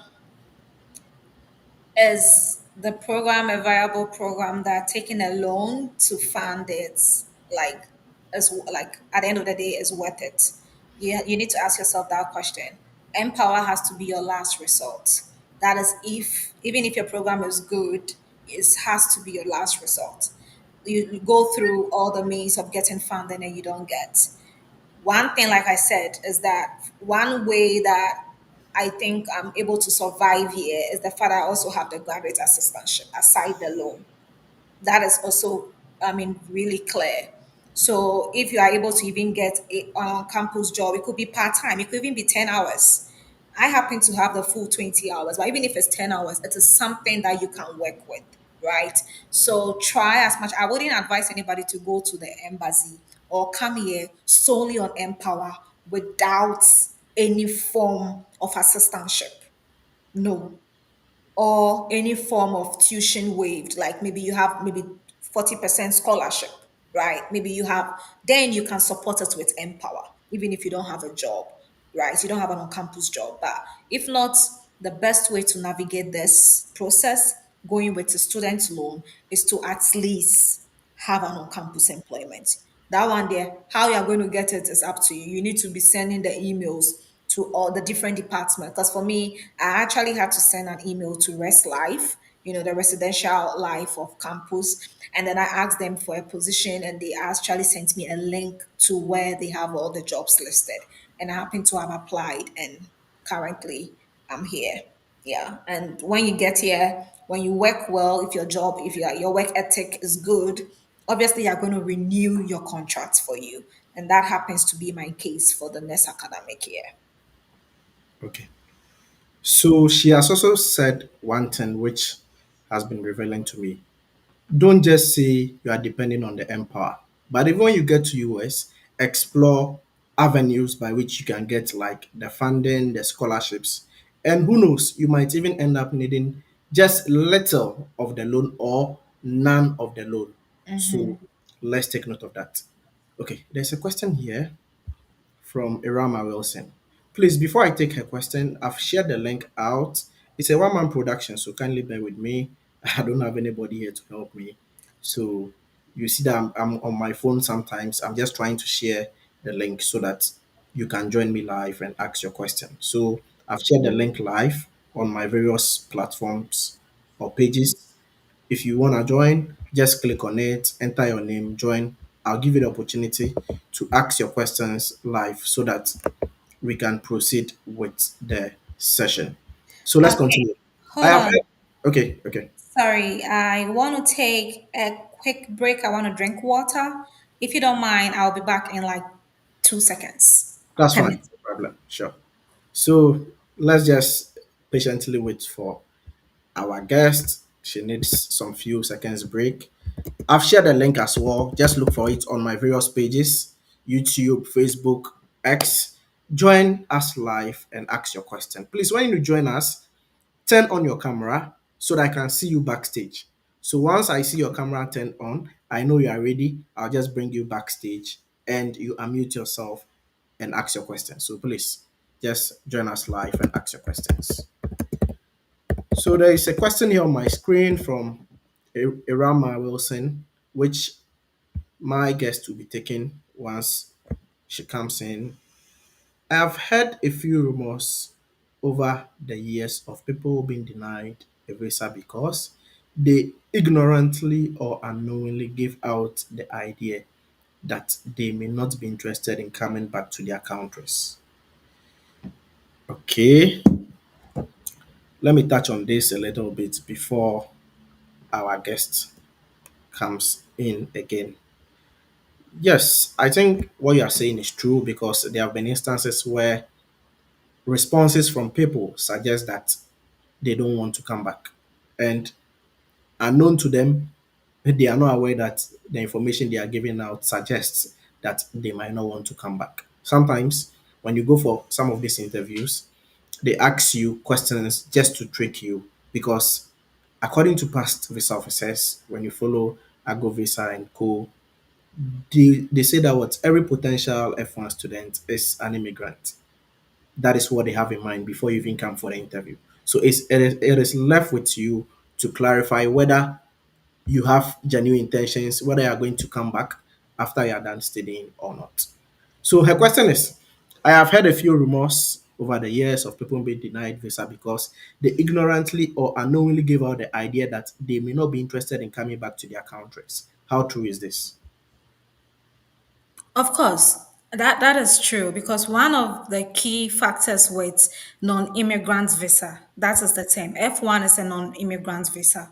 So, I mean, they expect that you let them know that you'll be coming back to your home country.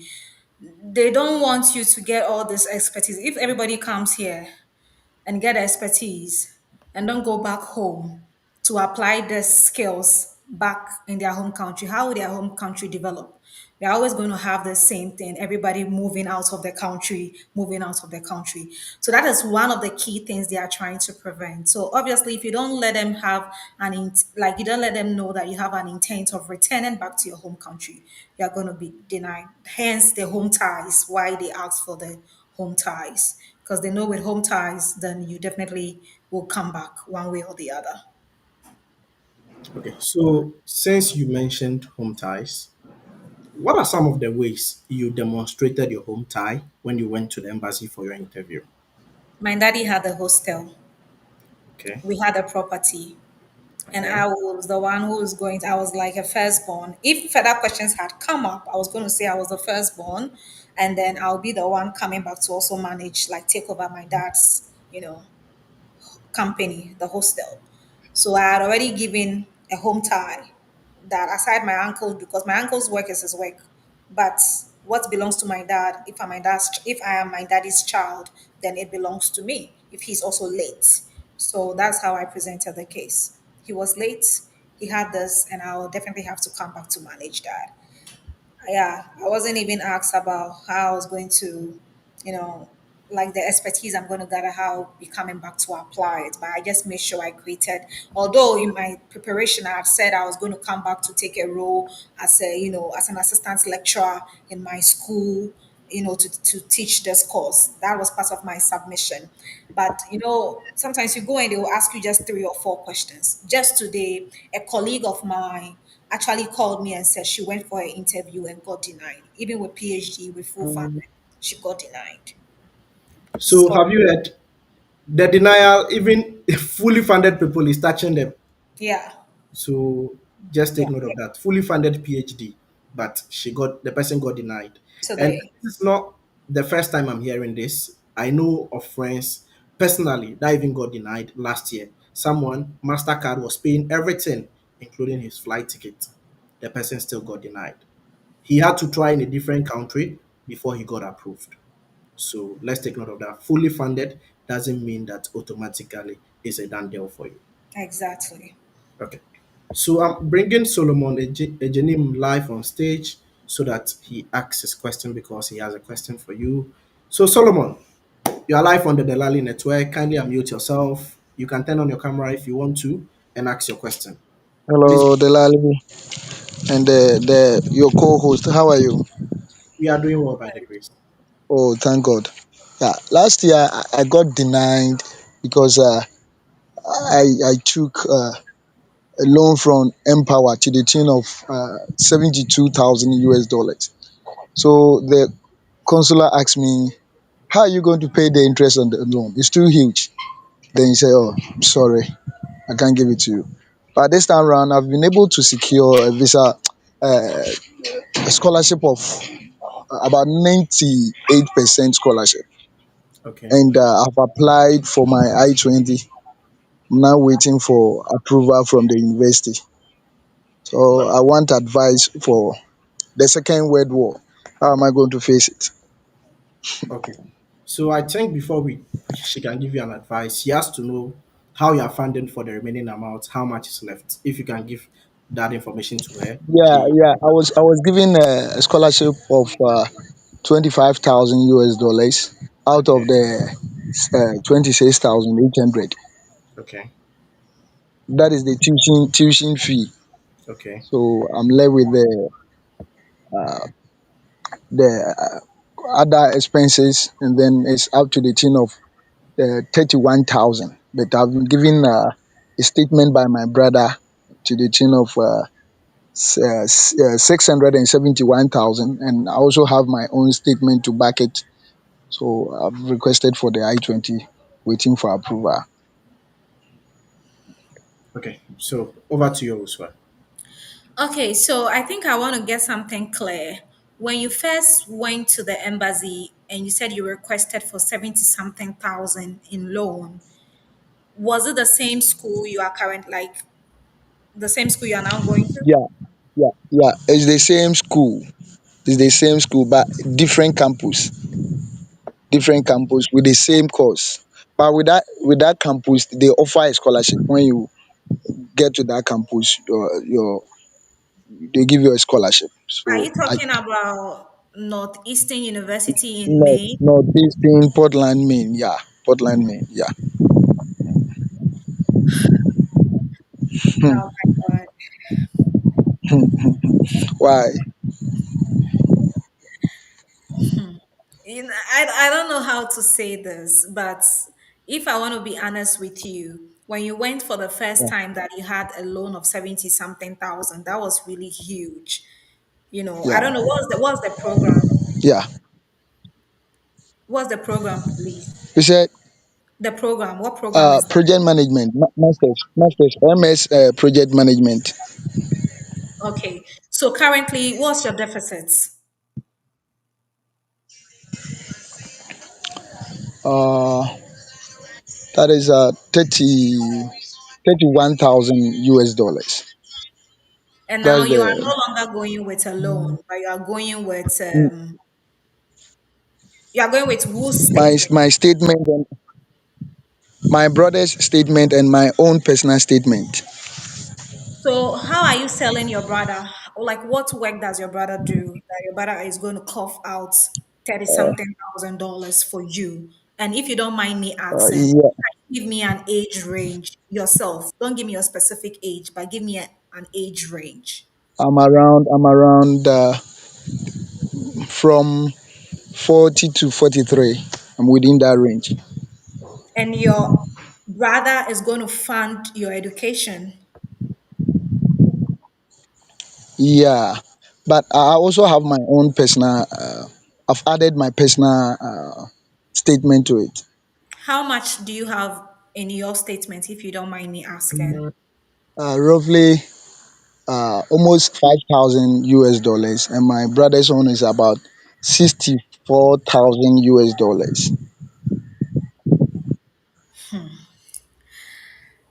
If I'm being honest with you, I feel that looking at the age range you gave me, it shows that you are a mature man. Like, so that means you have Yeah, wife, yeah, you have kids. yeah, Do you, yeah. and Yeah. your own money, your own bank statement has $5,000, which is like currently the dollar is around 10 cedis, so that's approximately Yeah, around like 50,000 or 55,000 Ghana. 50,000. Yeah, yeah.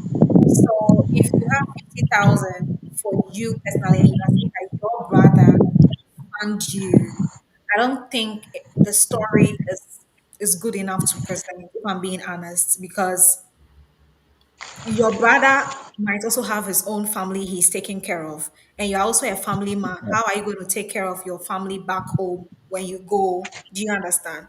You like Yeah, your yeah. story has loopholes that you need to find a way to tighten it. If not, it's not going to be. It's I mean it doesn't look good if I'm being Oh, honest. okay, Yes.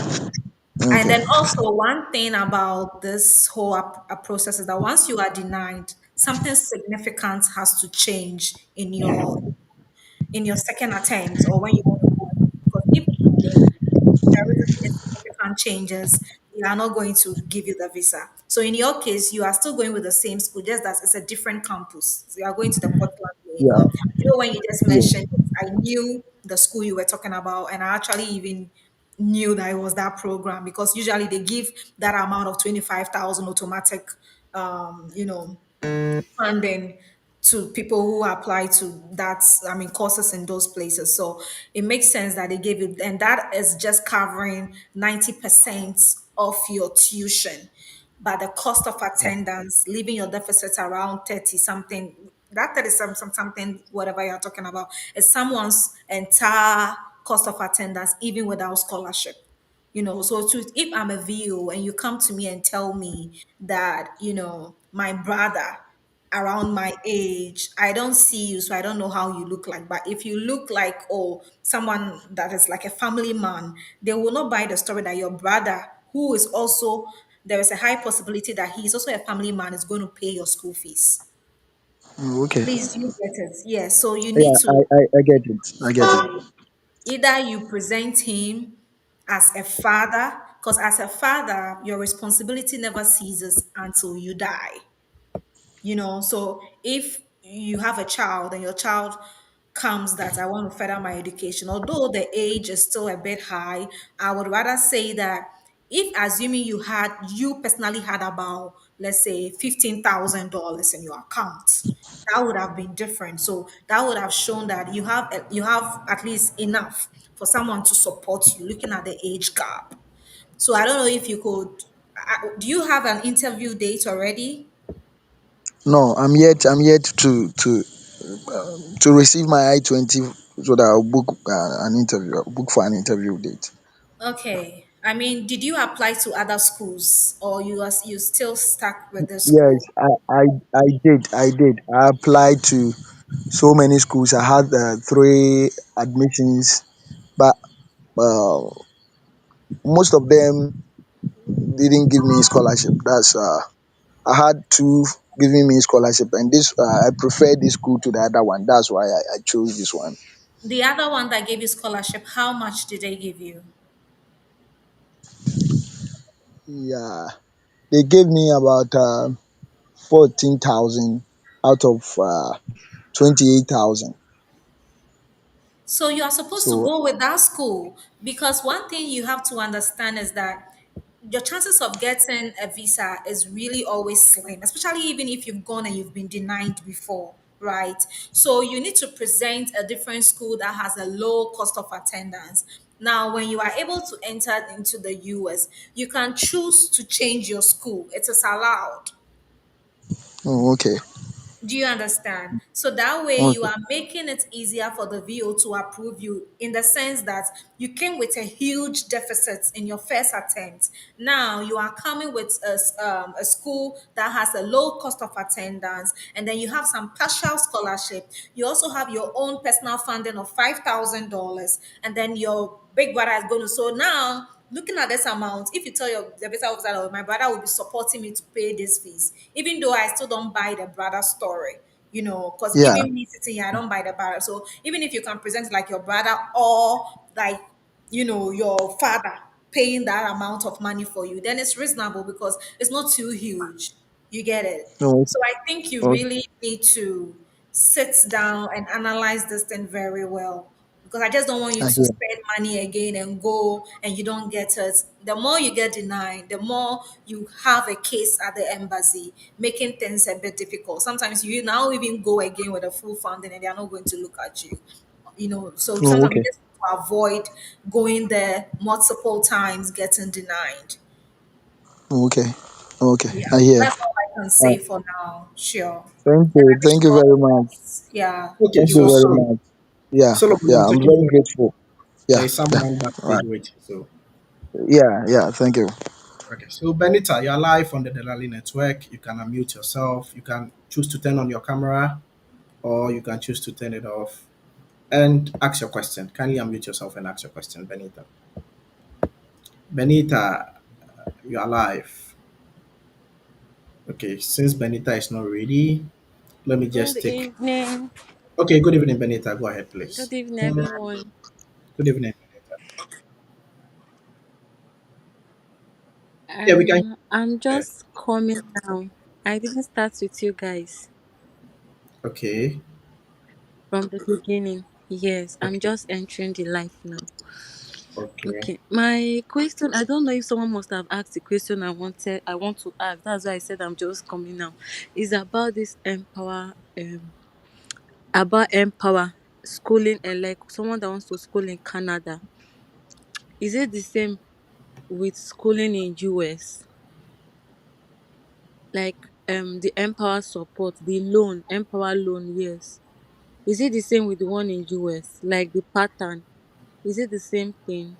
Like they support you when you get to Canada. They said according to what I heard, that immediately you get to Canada, you start paying your interest.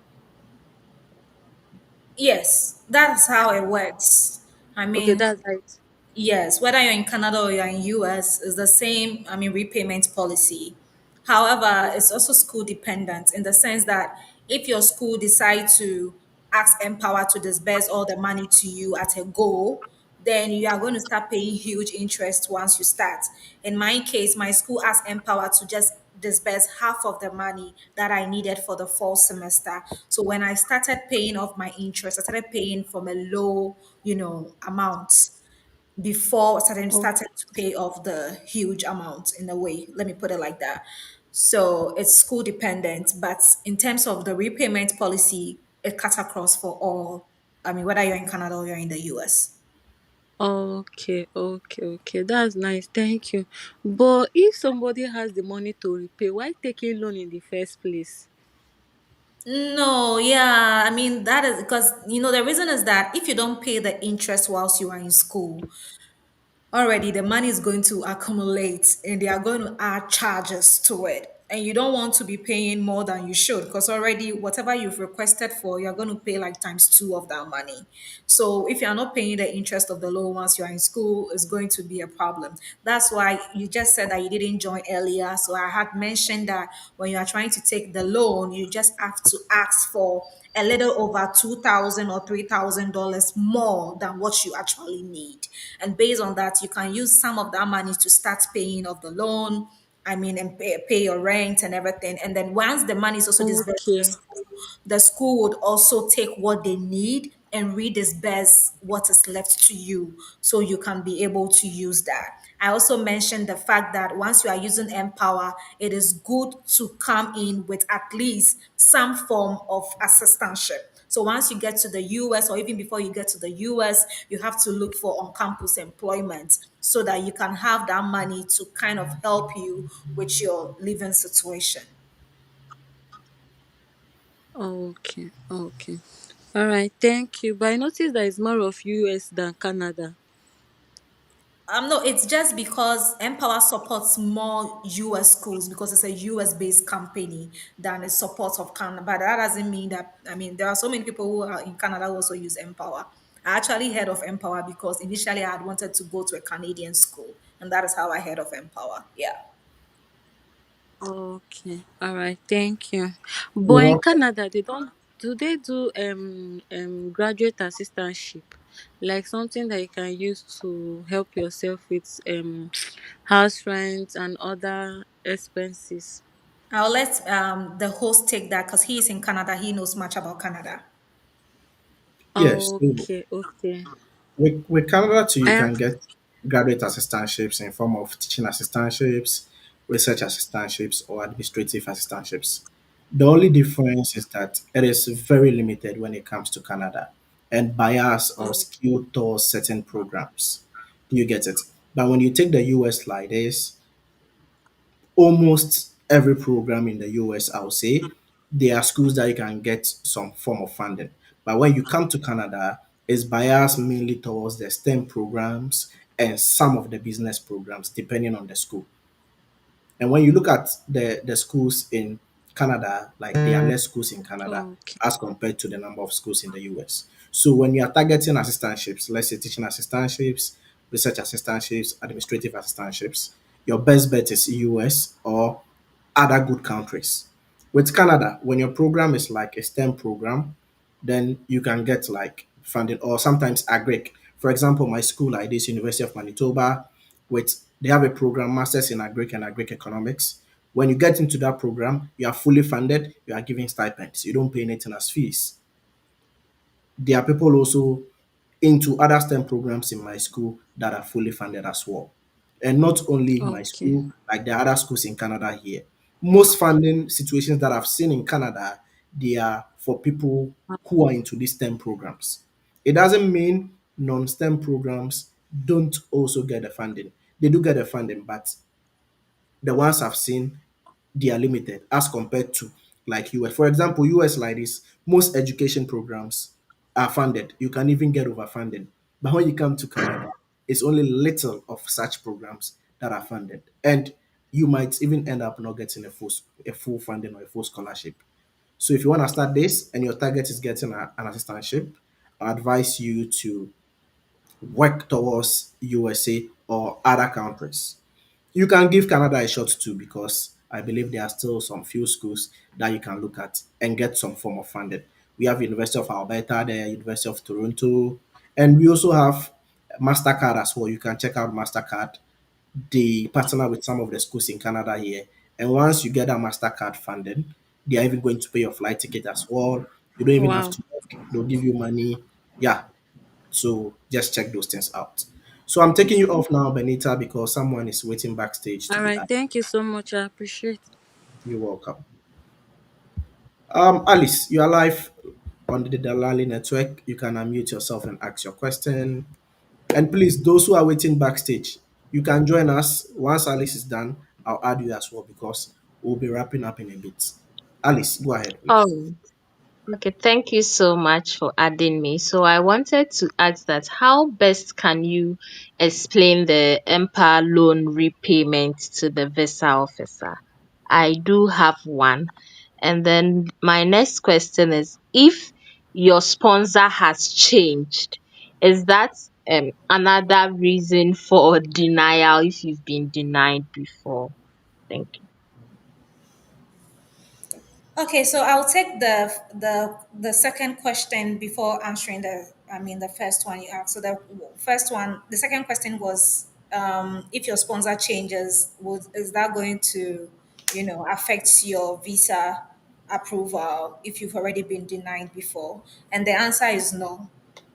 Changing sponsor doesn't it could be that at the time you were presenting the first sponsor, he was in a better financial capacity to help you. However, if in my subsequent one he's no longer in a better financial situation to help me, there's no need in presenting that same person as my sponsor. That's the Okay. first one.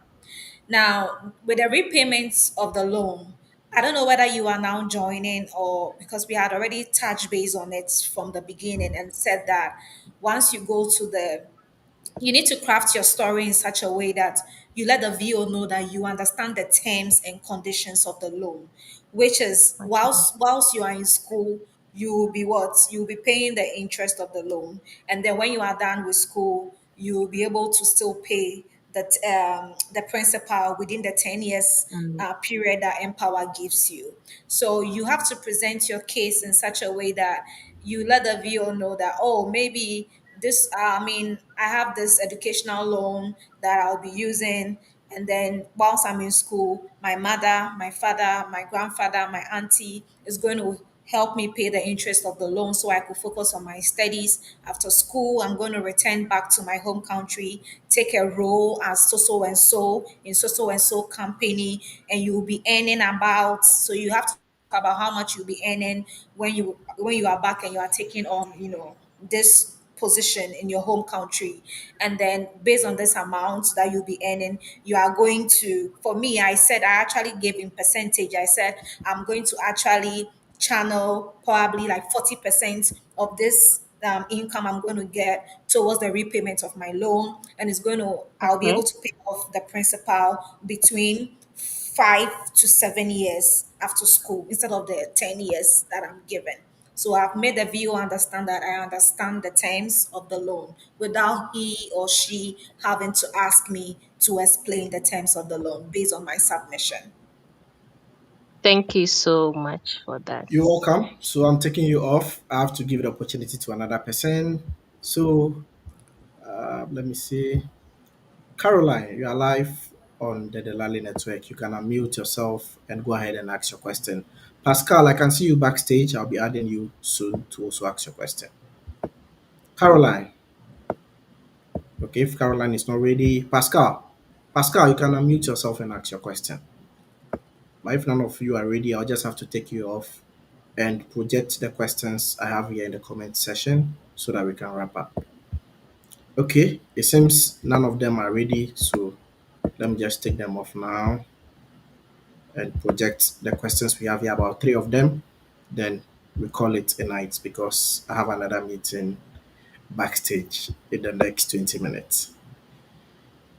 Okay, so James Akable is asking, my story is my mom is paying for the interest of the loan.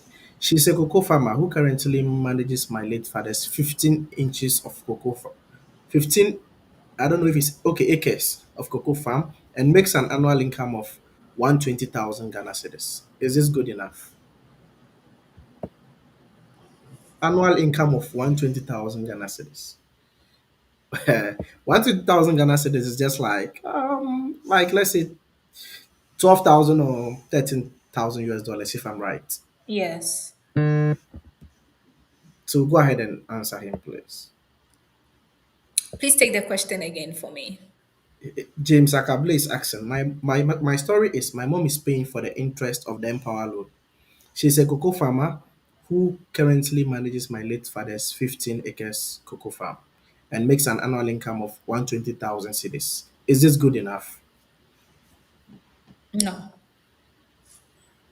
So, James, your story is not good enough because when you convert 120,000 Ghana cedis, that's like $13,000. And you're saying you make that annually, not monthly, annually.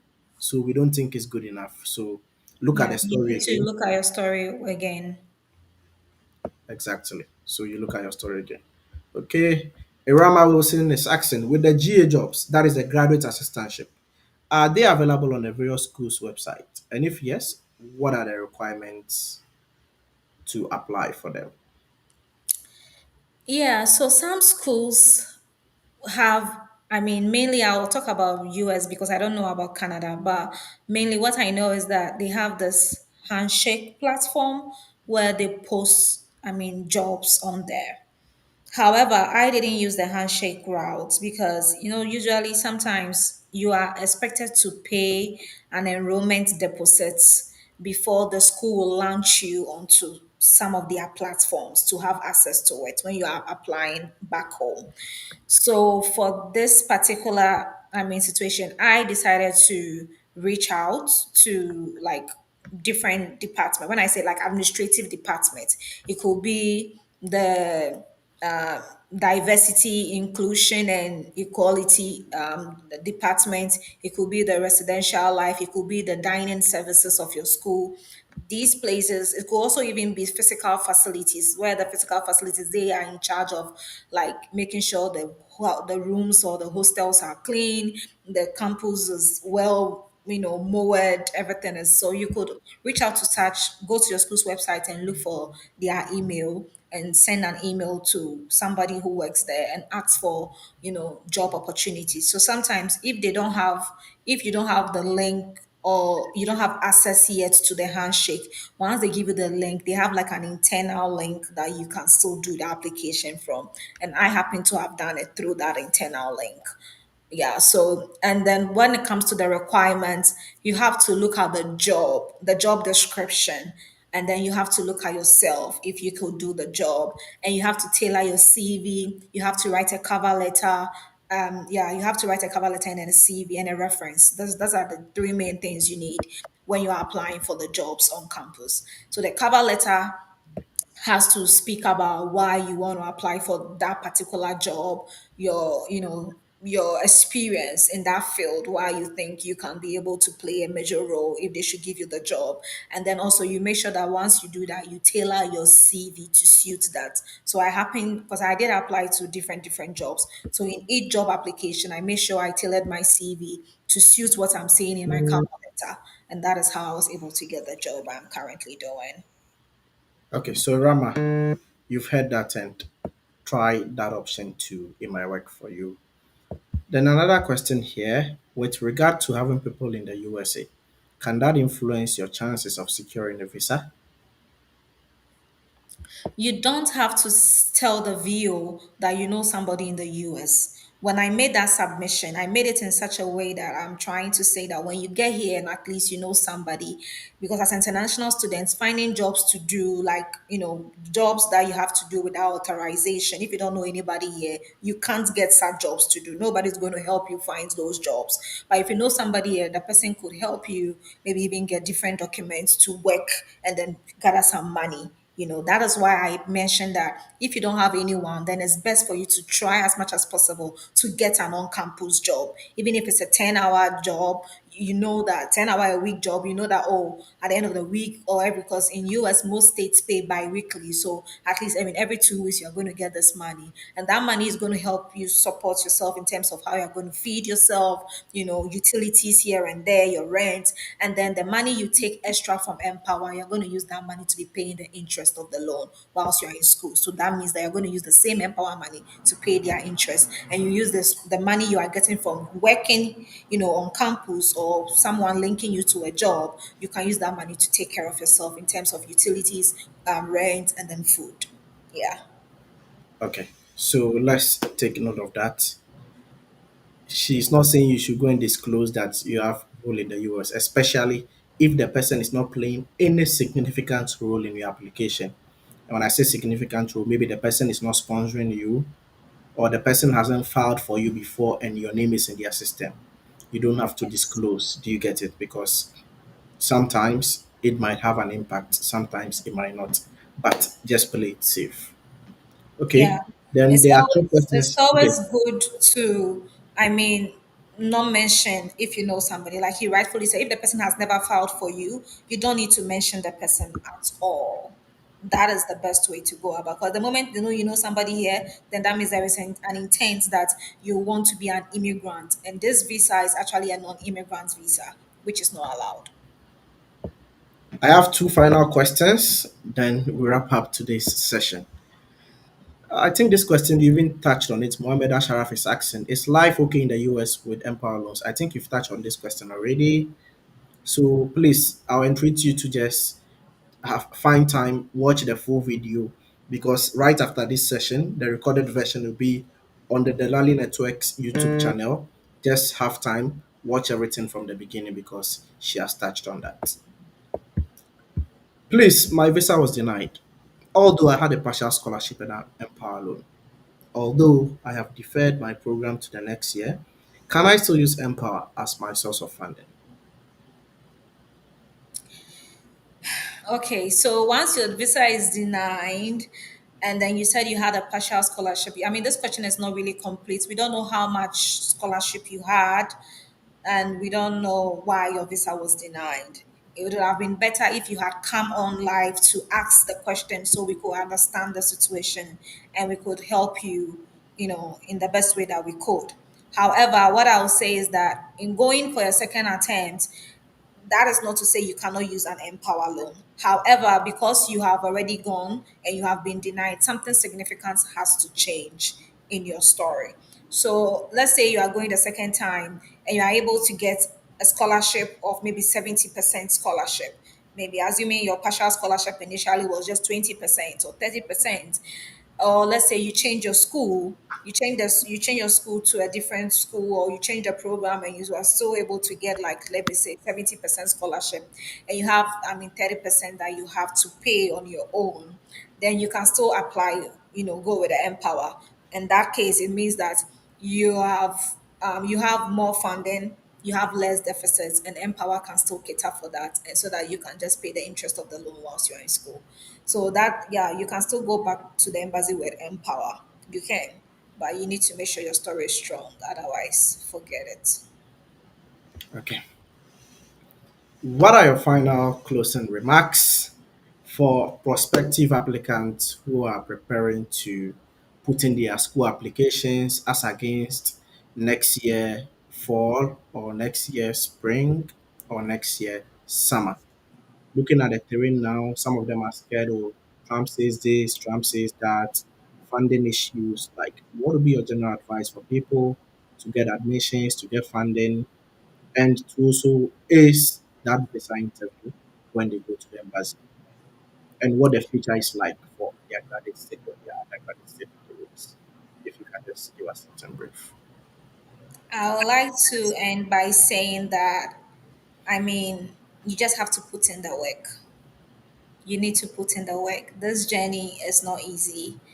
And like I said, I had wanted to try it for one time and get it done.